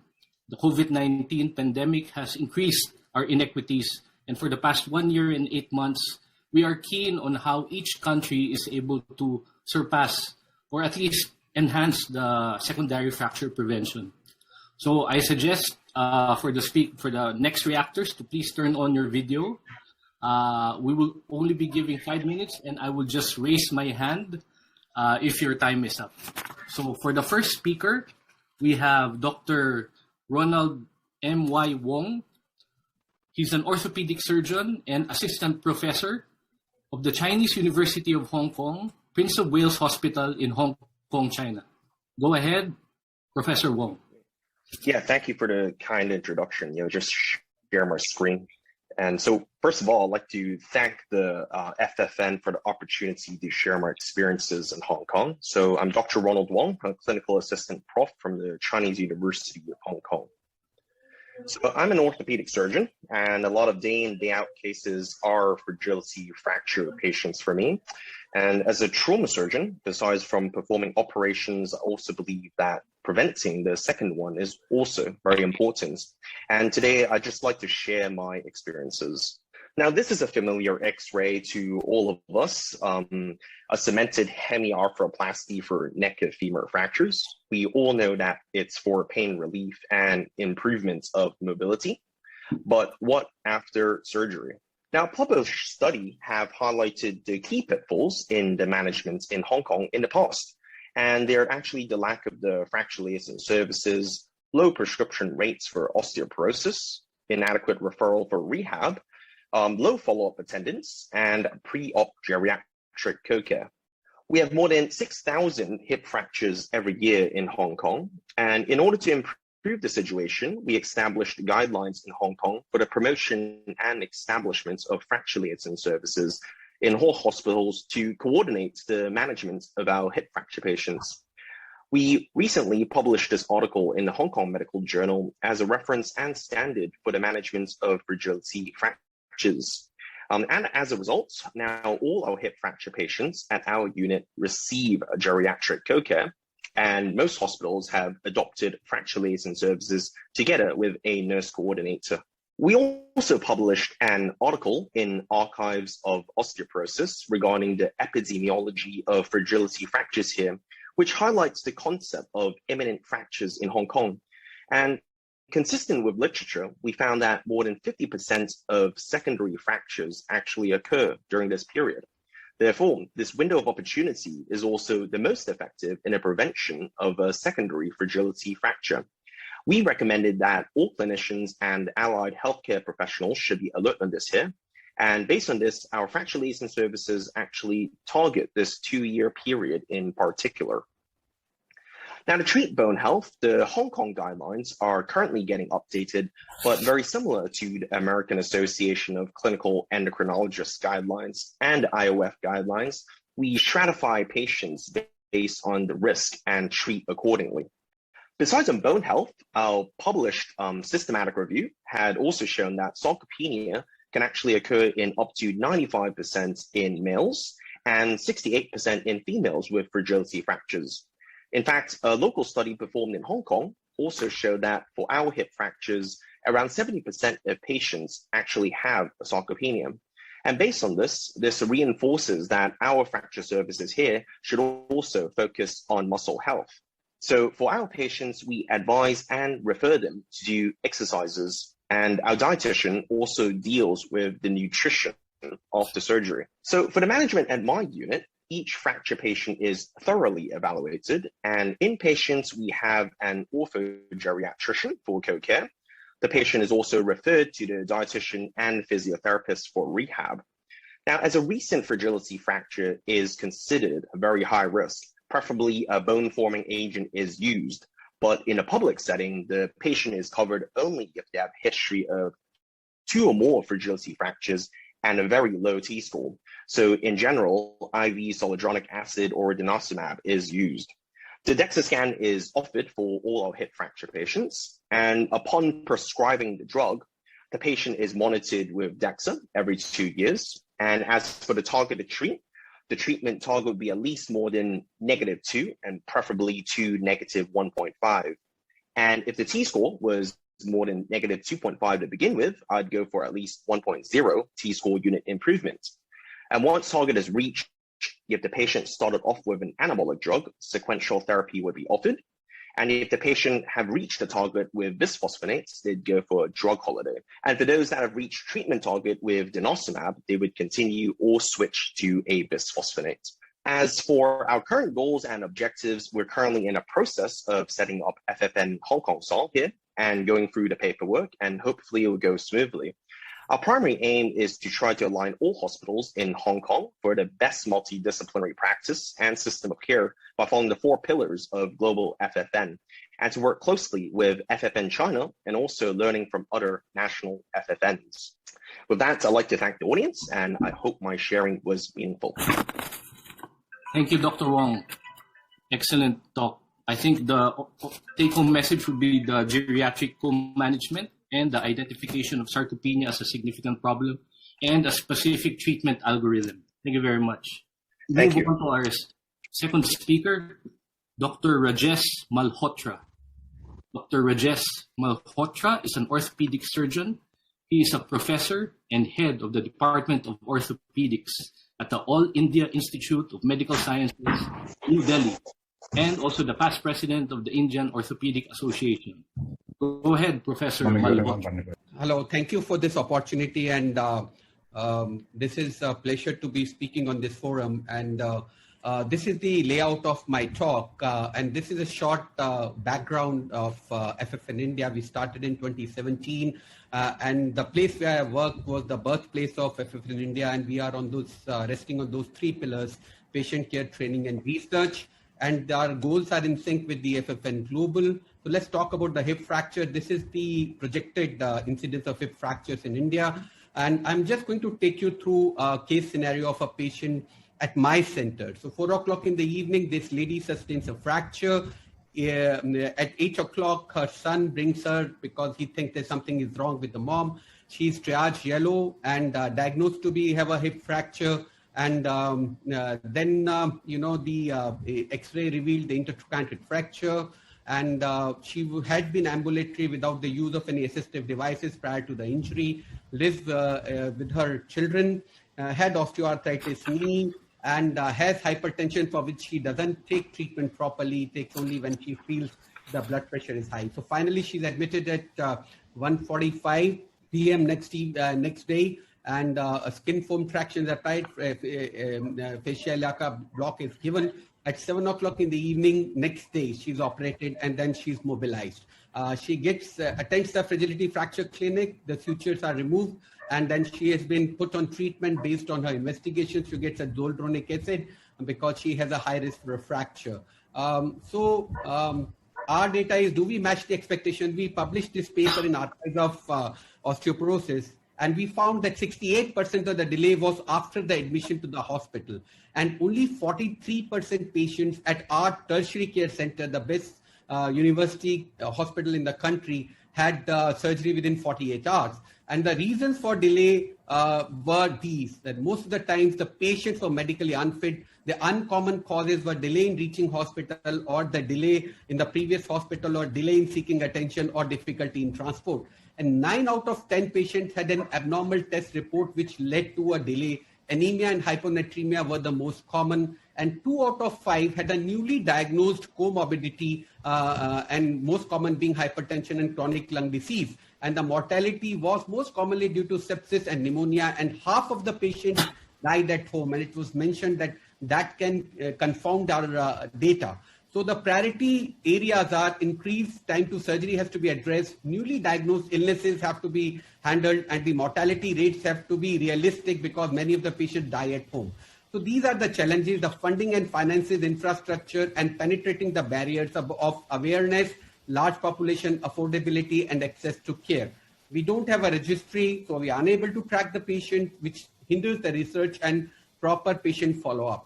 We have a Fragility Fracture Clinic at our center, which has a multidisciplinary approach. We have state-of-the-art gait lab. We have the something called SATI, which means companion, and which is basically Save the Hip initiative, and where we put the patient through fall prevention program. But then this is about the tertiary care hospital in the country. We have 2 Indias. So the other one, which is the majority, is 71%, which is in the rural area. And there's a problem of lack of caregivers, overloaded hospitals, lack of access. Many times patients have to travel close to 100 kilometers to get access to the medical care. There are lack of resources, there are quacks, there's poverty, and the interdisciplinary coordination may be a problem. And above all, the patients most of the times pay out of pocket, which becomes a problem. And even in COVID, it has been found that a large majority of population has been pushed below the poverty line. And the same thing has been known about the hip fracture also. So we need to act at the pre-hospital, in-hospital, and rehab level, and we need care pathways for each of these. So challenges at pre-hospital are a tendency to delay or ignore the problem, traditional bone setters, unqualified practitioners, and lack of infrastructure. And on your right, you find the actions which are required. So we have to get the patient to the hospital. The in-hospital challenges are overcrowding of the public hospital. They cannot afford surgery, or they are scared of surgery, or surgery is delayed. And that we need to provide the earliest appropriate care. The follow-up challenges are the rehab is neglected, there's a poor follow-up, and the patient depend on caregiver. And the goal is not just to fix the fracture, but to bring the patient back to the normal and rehab. So we are still in the juvenile phase in India. It is limited only to the few urban centers, and then we often end up neglecting the vertebral and distal and radius fractures, which can be the harbingers of the hip fractures later on. So those are the problems which we face, and I thank you all for your attention. Thank you, Professor Malhotra. Thank you for highlighting the disparity between developing countries and our situation right now. And I think by highlighting the urban and rural inequities, I think the only way of addressing that would be to ask the help of different subspecialties. And congratulations on that effort. For our third speaker, we have Dr. Kyung Hoon Min. He's a rehabilitation physician and associate professor of the Department of Rehabilitation Medicine at the CHA Bundang Medical Center, CHA University School of Medicine, Seongnam, Korea. Go ahead, Professor Min. Good afternoon. My name is Kyung Hoon Min, and I'm a pediatrist. And I would like to talk about weight bearing and our country's national pilot education program for successful rehabilitation after hip fracture surgeries. My first topic is weight bearing. Mobilization can be started only after weight bearing is allowed, and that can be different by surgical approaches. I think there are many non-surgeons, including me, here, so this topic may be interesting. Hip fractures can be classified into femoral neck, intertrochanteric, subtrochanteric fractures. All the patients with displaced femoral neck fractures are usually treated with hemiarthroplasty because of the less risk of dislocation and side effects. This picture shows the displaced femoral neck fracture. And to fix the femoral stem of the prosthesis, cement can be used or not. A red line refers to cemented group and blue line, uncemented group. In all the patients treated with hip replacement, cemented group showed the lower incidence of prosthesis revision, loosening, and periprosthetic fractures. So the general policy in patients treated with hemiarthroplasty, if the components were cemented, only weight bearing is allowed even at the day of surgery. The next topic is our national pilot education program to facilitate only mobilization and community care in our country. The clinical practice guideline developed by APTA this year recommends extended exercise beyond 8 to 16 years after fracture, as well as only mobilization. Our country's guideline also recommends home-based rehabilitation during recovery and maintenance phases. As you may know, all Korean people are covered by National Health Insurance System. The government organization responsible for healthcare has operated the education program for patients with hip, knee, ankle surgeries. In that program, after obtaining patient agreements, they are educated about how to exercise, how to use gait aids, and how to deal with post-operative after discharge. The nurses of the rehabilitation team monitoring their adherences for their educated program. Over the country, 66 hospitals are participating in the program. Hospitals should admit these documents about patient information and the educated content. The service providers get paid by their national government. So to summarize, in patients with cemented hemiarthroplasty, immediate weight bearing is allowed. And in our country, since last year, the pilot education program for successful rehabilitation has been conducted for patients with low extremity surgeries. Thank you for listening. Thank you, Professor Min. I think you bring a very important point that orthopedic surgeons and rehab doctors should continue to communicate before and after surgery so as to provide the adequate care for our patients. I'd like to highlight the fact that you have a very successful 8 to 16 weeks extended home PT program, and I commend you on that. For the fourth speaker, I'd like to call on Dr. Abdul Rahman bin Hamid. Dr. Abdul is a geriatric rehabilitation specialist and the head of the Department of Rehab Medicine in the Hospital Sultana Bahia, Malaysia. Go ahead, Professor Hamid. Assalamualaikum and good morning. I'm Dr. Abdul Rahman from Hospital Rehabilitation Cerais. So thank you for this opportunity in this Fracture Fragility Network Malaysia pocket presentation. So I will talk about post-hip fracture rehabilitation currently. So the old age dependency ratio is increasing. It is much more in Asian countries, and then Malaysia is expected to be the same as well. So there is many types of hip fracture which is surgically reconstructed and not surgically reconstructed. So this is some views of CT reconstruction, X-rays, and so on. These individuals were older, multi-morbid, mostly is female, and were already at risk of falls and also fractures. In Malaysia, the average age range from 74 to 79 years old. Up to 75% were female, and 77% had at least one comorbid illness, and 26% were considered multimorbid. Intervention given by rehabilitation team and also the geriatrician and also the orthopedic surgeon is a multidisciplinary approach. where multidisciplinary problem requires multidisciplinary dimension treatment.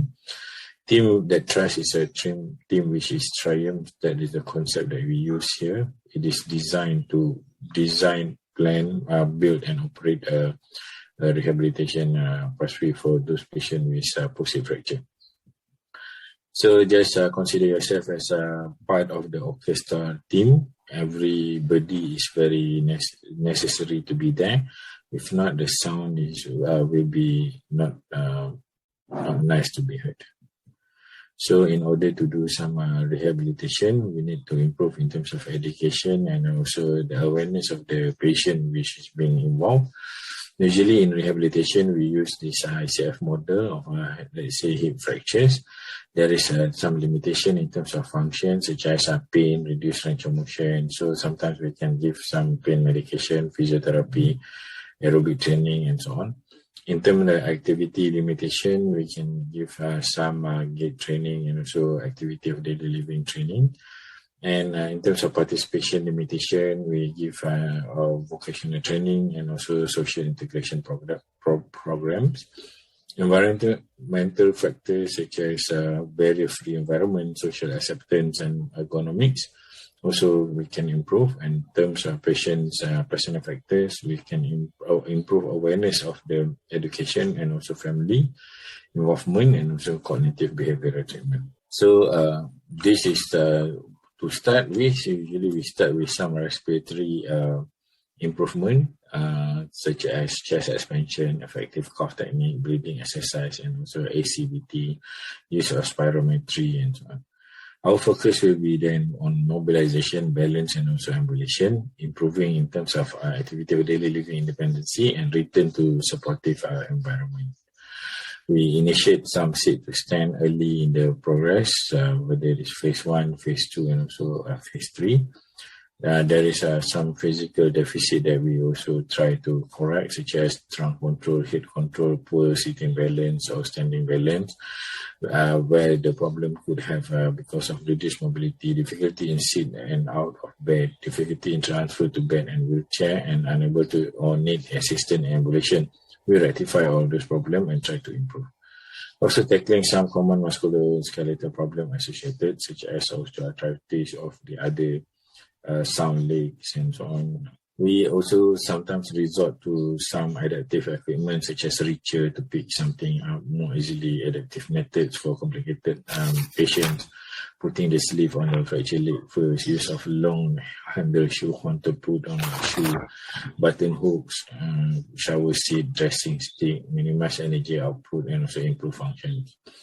Sometimes we also advise in terms of home modification, such as remove trip and sleep and grab bar and toilet and railing to stairs, use of bright light at home, lower the bed, identify the bright colors.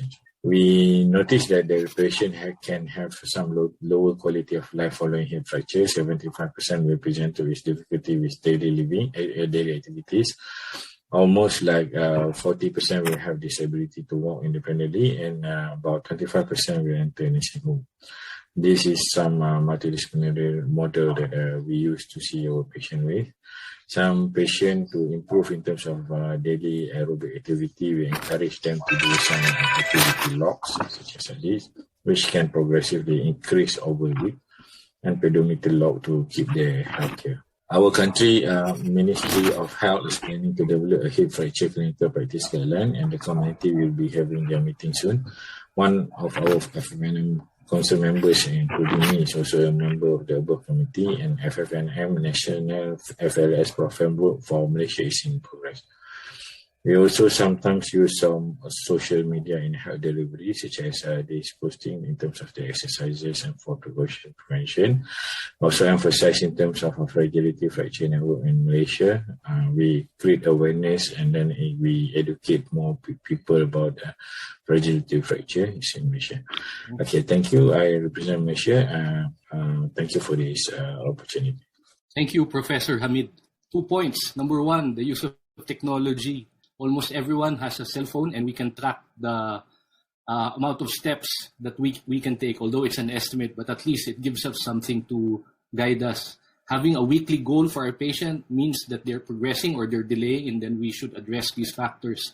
And number two, the use of social media. I think Southeast Asian patients are more online compared to the other countries, and that's a way for us to educate our patients. I turn you over to my co-moderator, Dr. Mark Abad, to introduce the next 4 speakers.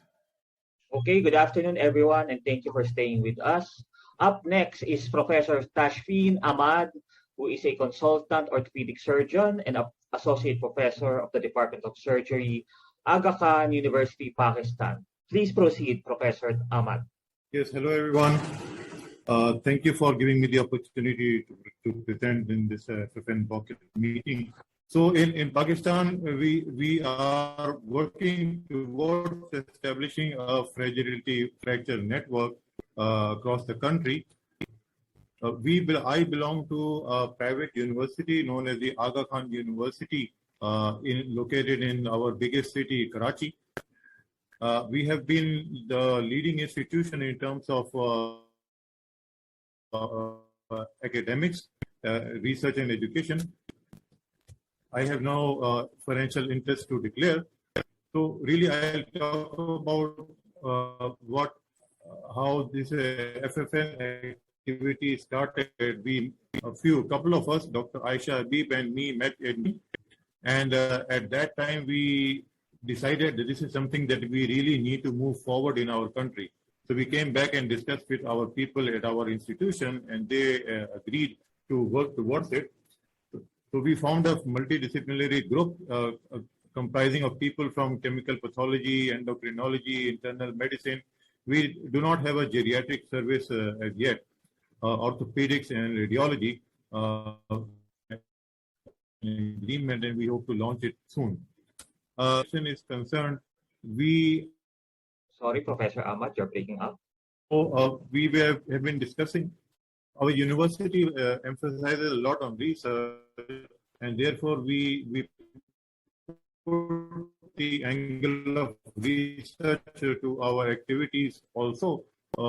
So this bone and mineral research group is Dr. Aisha, other members are present in that research group. So we have presented a few papers in different conferences. Now, as far as the local discussion, local collaborations are concerned, we have discussed with this star is showing our location, which is in Karachi, Pakistan, as the center of our activities, and then we have included other hospitals, and they have given us an in-principle agreement to work towards an FLS at their institutes. This includes a couple of private institutes as well as a couple of government institutes. We altogether probably take care of maybe around 50% of the hip fracture cases which are coming to the city of Karachi. So that's a good progress that we have. That's an in-principle agreement. And the other major cities, Lahore, Islamabad, Peshawar, and Quetta, also several institutes have agreed to move forward. So our next step, which we plan, is to have a meeting, a countrywide meeting on Zoom to discuss the way forward to establish a pathways for hip fracture care and a hip fracture database. Thank you. Okay, thank you, Professor Ahmad, for that interesting talk. As we can see, you've emphasized the importance of having a multidisciplinary group, and you mentioned having a network of institutions and partners for having a pathway for management of hip fractures. Again, thank you for that. Up next is Professor Shelly Ann de la Vega, one of my mentors here in the Philippines. She is a geriatrician and a professor from the University of the Philippines in Manila, and the director of the Institute of Aging from the University of the Philippines, Manila, and the National Institutes of Health. Kindly proceed, Professor de la Vega. Good afternoon, everyone, colleagues. Thank you, Dr. Abad. Let me share my slide, please. All right, I am giving the perspective of a geriatrician and a clinical epidemiologist. The experts in the actual fragility fracture network in the Philippines is Dr. Irwin Tabu and Dr. Abad, and so I will not specifically discuss those. So I'm going to talk about what is happening in the Philippine General Hospital, where I am a part of. And we do have a post-discharge evaluation clinic in the internal medicine department, geriatric clinic, and that is run by internal medicine, rehab physiatry, and orthopedics, and we have a nurse coordinator there. This is also where teaching and learning happens. We supervise our internal medicine and rehab medicine residents, our nurse student observers, and our student rotators. So we have geriatricians and physiatry consultants in that clinic. The family is always present with the patient, of course, and so they also receive patient education, family education. In the medical city where I am a consultant, we do have what we call the inpatient in-hospital fall prevention program, wherein we have a digitized screening fall risk assessment for outpatient, inpatient, child, and adult. And we have the ability to monitor the changes in their fall risk scores and look at what we can do eventually. So this is also an interdisciplinary endeavor with internal medicine, geriatrics, pediatrics, rehab, nursing, environmental safety officers, and emergency room team taking part in this. Let me talk to you about what we have been able to call in terms of clinical epidemiology. And this is a paper from the Fit for Frail program, which is really a combination of health risk assessment, geriatric assessment, as well as a health systems evaluation. So one of the policy briefs that came out from that research project is the need for we saw a 15% prevalence of frailty. So in that same study, it was found that those who were robust and pre-frail performed more physical activities. And as we know, those who are more physically active had the higher risk of falling. So that was a little bit of a, not so much of a surprise. But also in the health systems program of that research, we realized that there were training and program needs. There were training and program needs in terms of delirium and dementia, which, as we heard of earlier in the earlier lectures, are very important in good outcomes post-fracture surgery. So delirium, dementia, discharge planning, post-discharge planning, home visits, and the presence of home physical therapy, OT and nutrition therapy, these were found to be our needs, lacking in that health systems review. Now, so our recommendations really center on the community. We have heard about prehab and a lot of the inpatient programs that are necessary for improving discharge outcomes. But I think, and we believe that really we need to strengthen primary and secondary care, secondary prevention of fractures included. So we do recommend fitness education, counseling, and group exercise programs with a emphasis on strength and balance exercises, improving access to osteoporosis screening in the community, and of course, comprehensive geriatric assessment and management in the community. We cannot force this as a service for inpatients. That's why we do not see a lot of good outcomes if we just concentrate on inpatient care. So we really are asking for our universal healthcare program to also include funding for home care. The home care by physicians, nurse, physical therapists, occupational therapists, and basic laboratory tests to improve outcomes in all health measures as well as post-fracture. So we heard about dementia as something that affects outcome, and we are working on a regional policy draft on dementia. And in the Philippines, we have been coming up with online and print IEC materials on caring for patients with dementia, with chronic comorbidities, caring for their carers, and how to create a dementia-friendly environment, again, in the hope of improving outcomes, not just, of course, for those with dementia alone, but those who have fractured and have dementia. So this is very important. So thank you very much. You may contact us through these numbers. Thank you. Thank you, Professor De La Vega, and very nice points on fall prevention, frailty, the geriatric syndromes, and geriatric support systems. Thank you very much. Thank you. Up next is Professor Sarat Lekamwasam who is a professor of medicine at the University of Ruhuna and is the head of the Population Health and Research Center in the University of Ruhuna, Sri Lanka. Please take it away, Professor. I'm joining soon after my consultation, and so sorry, I'm still in the same attire. I had no time to go and change. I'm going to do a small summary of fragility fracture related work in Sri Lanka during the next, let's say, 5 minutes or so. Basically, I'm going to highlight on the recent research that Sri Lanka has published, and also the attempts to enhance the current care given to fragility fracture patients. So those are the two main items I'm going to speak on. During the last 2-3 years, we have managed to publish what is called the incidence of hip fractures in Sri Lanka based on the age categories.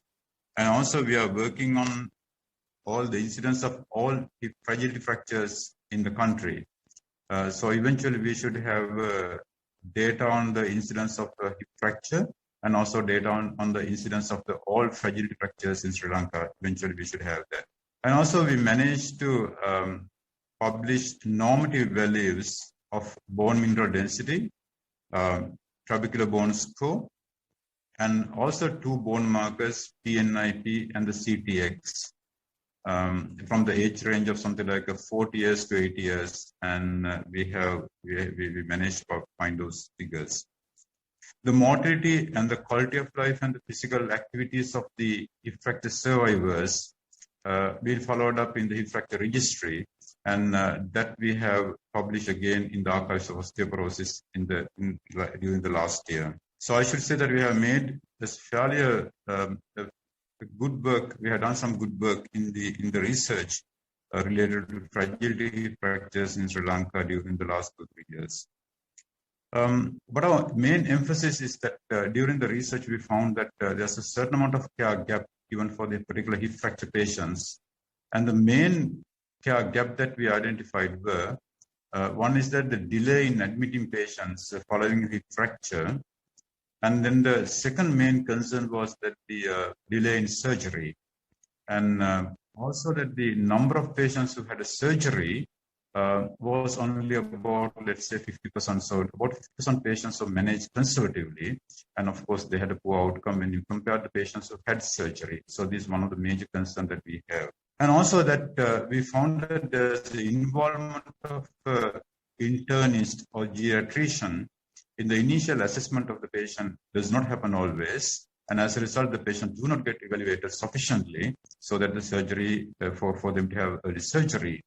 So the current focus on the fragility fracture network of Sri Lanka is to find out the ways that we can close these gaps, and particularly with regard to the delay in the admission time and the delay in the surgery, and also the high proportion of patients who are managed non-surgically, conservatively, and also that the possibility of involvement of a geriatrician in the initial assessment of the patients. So those are the main areas. And further, that we found that patients do not get mobilized sufficiently and early and following hip fracture surgery. So that is another area that we have been focusing.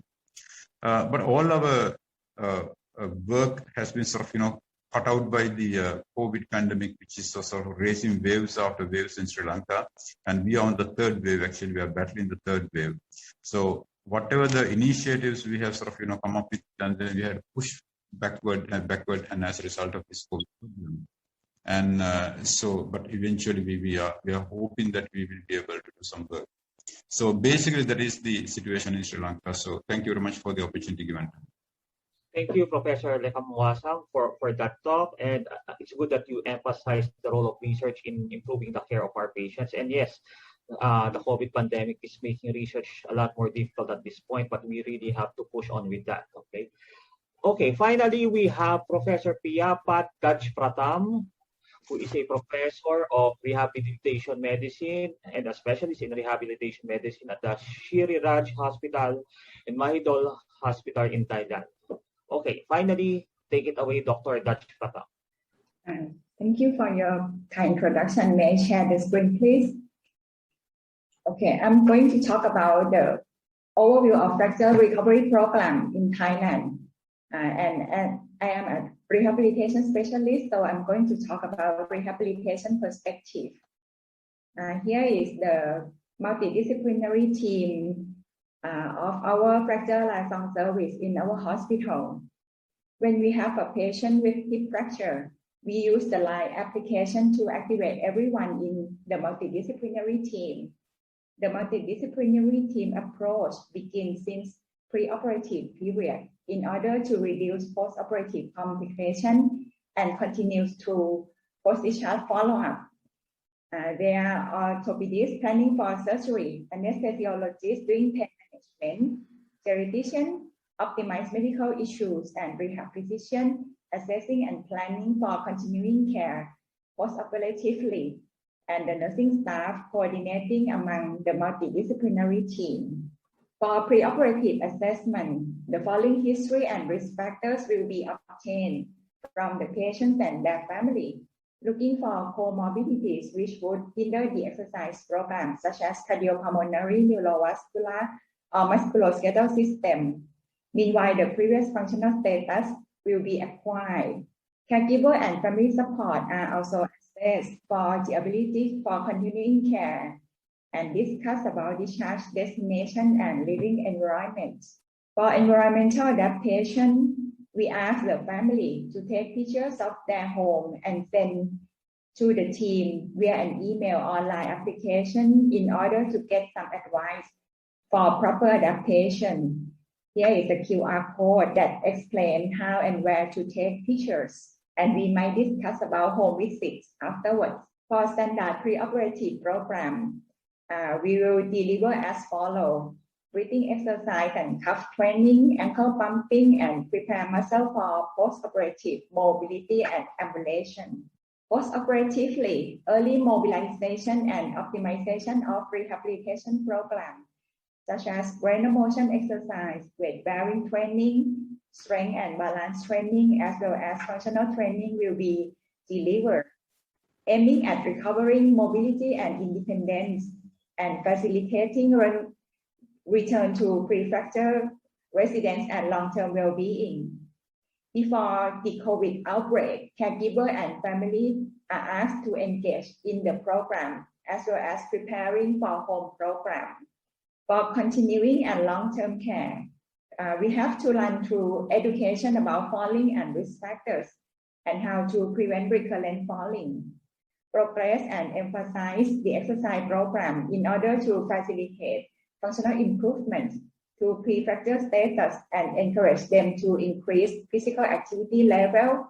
Since the outbreak of COVID-19, the patients are afraid to come back for follow-up at the hospital with many reasons. Therefore, we are trying to set up the telemedicine for follow-up and deliver the exercise program.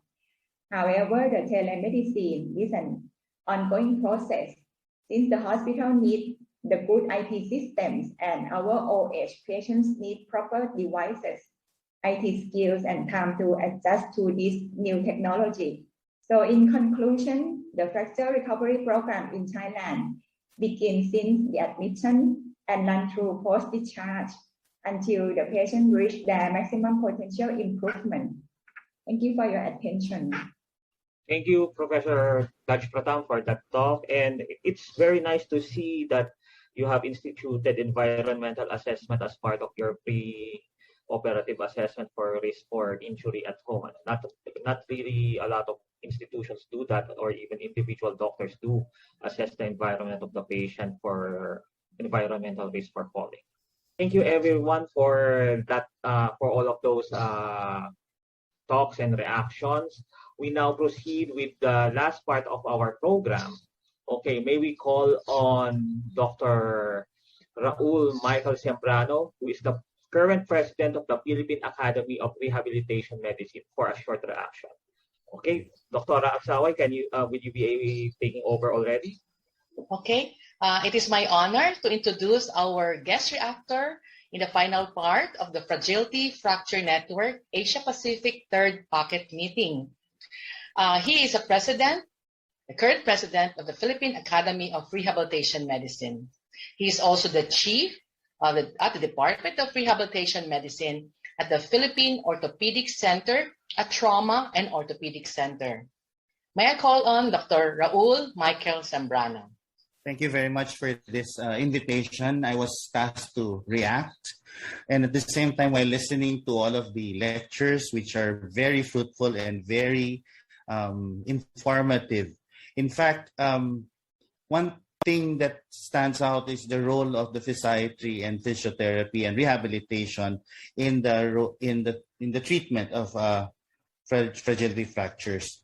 Now, as we all understand that rehabilitation should have instituted initially early on at the early mobilization, we all do agree to that, and because it actually reduces everything from sarcopenia problems all the way up to in fact, all the way to the problems of immobility. Most often that we have seen also in our institution, the Philippine Orthopedic Center, we do get a lot of hip fractures also, and we do institute all of those. And I guess being part of an organization that helps assist and improve, we are very happy to be a part of this team, the Fragility Network, and at the same time, we are very much excited to collaborate and further our other activities that you wish to, that we all can do to at least reduce the impact of these fractures on our elderly. And we also are very much happy that the focus now in the geriatrics is being done because as we all know, the society, not only in our countries, everybody is starting to age. And because we are starting to have a very long life, we'll tend to have all other problems as well. So in this, we're very happy, and I thank you again that we are included, and congratulations. Thank you very much. Okay, so thank you, Dr. Zambrano. So actually, we've reached the last part of our meeting, and before I introduce our the one who will give the closing remarks for this third packet meeting, I would just like to react from the point of view of an orthopedic surgeon coming from a country with developing economy, as well as an affiliate research faculty of the Institute of Aging of our university. As you all know, in the Philippines, we still don't have really a national hip fracture recovery program, a nationalized one in our country.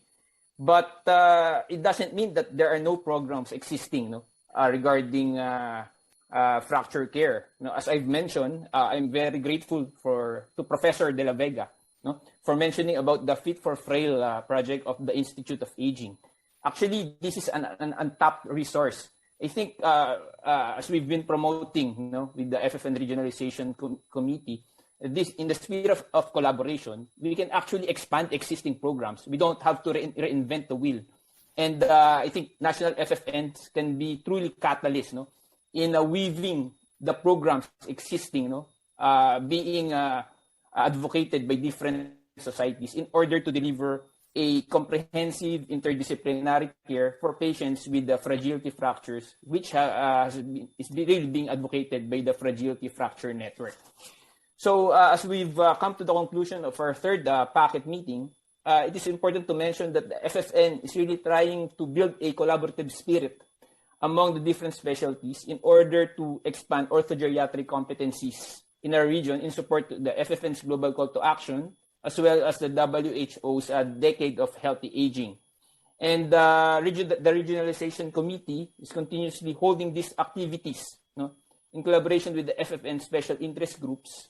So again, if you like what we are doing, we would like to again invite you to register to the FFN's Global Congress. And at this point, I would like to introduce the President-elect of the Fragility Fracture Network. She's a geriatrician from the Fiona Stanley Hospital in Perth, Australia, and who is also the medical lead of the Electronic Medical Record Program team of the Strategy and Governance Division of the Western Australia Department of Health. Professor Hannah Seymour. Hannah? Thanks, Iwan. And really, I think there's just two really key messages to get across in these closing remarks.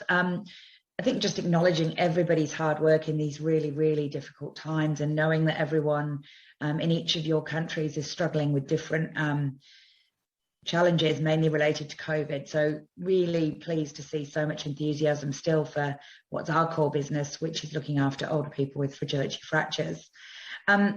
Two things. First of all, Owen, just to really thank the FFN Philippines team, as well as the University of the Philippines, Manila, Department of Rehab Medicine, Department of Orthopedics, and the Manila National Institute of Health, Institute of Aging for really, I know how much effort it takes to organize one of these meetings. So thank you so much to all of your team for doing that today.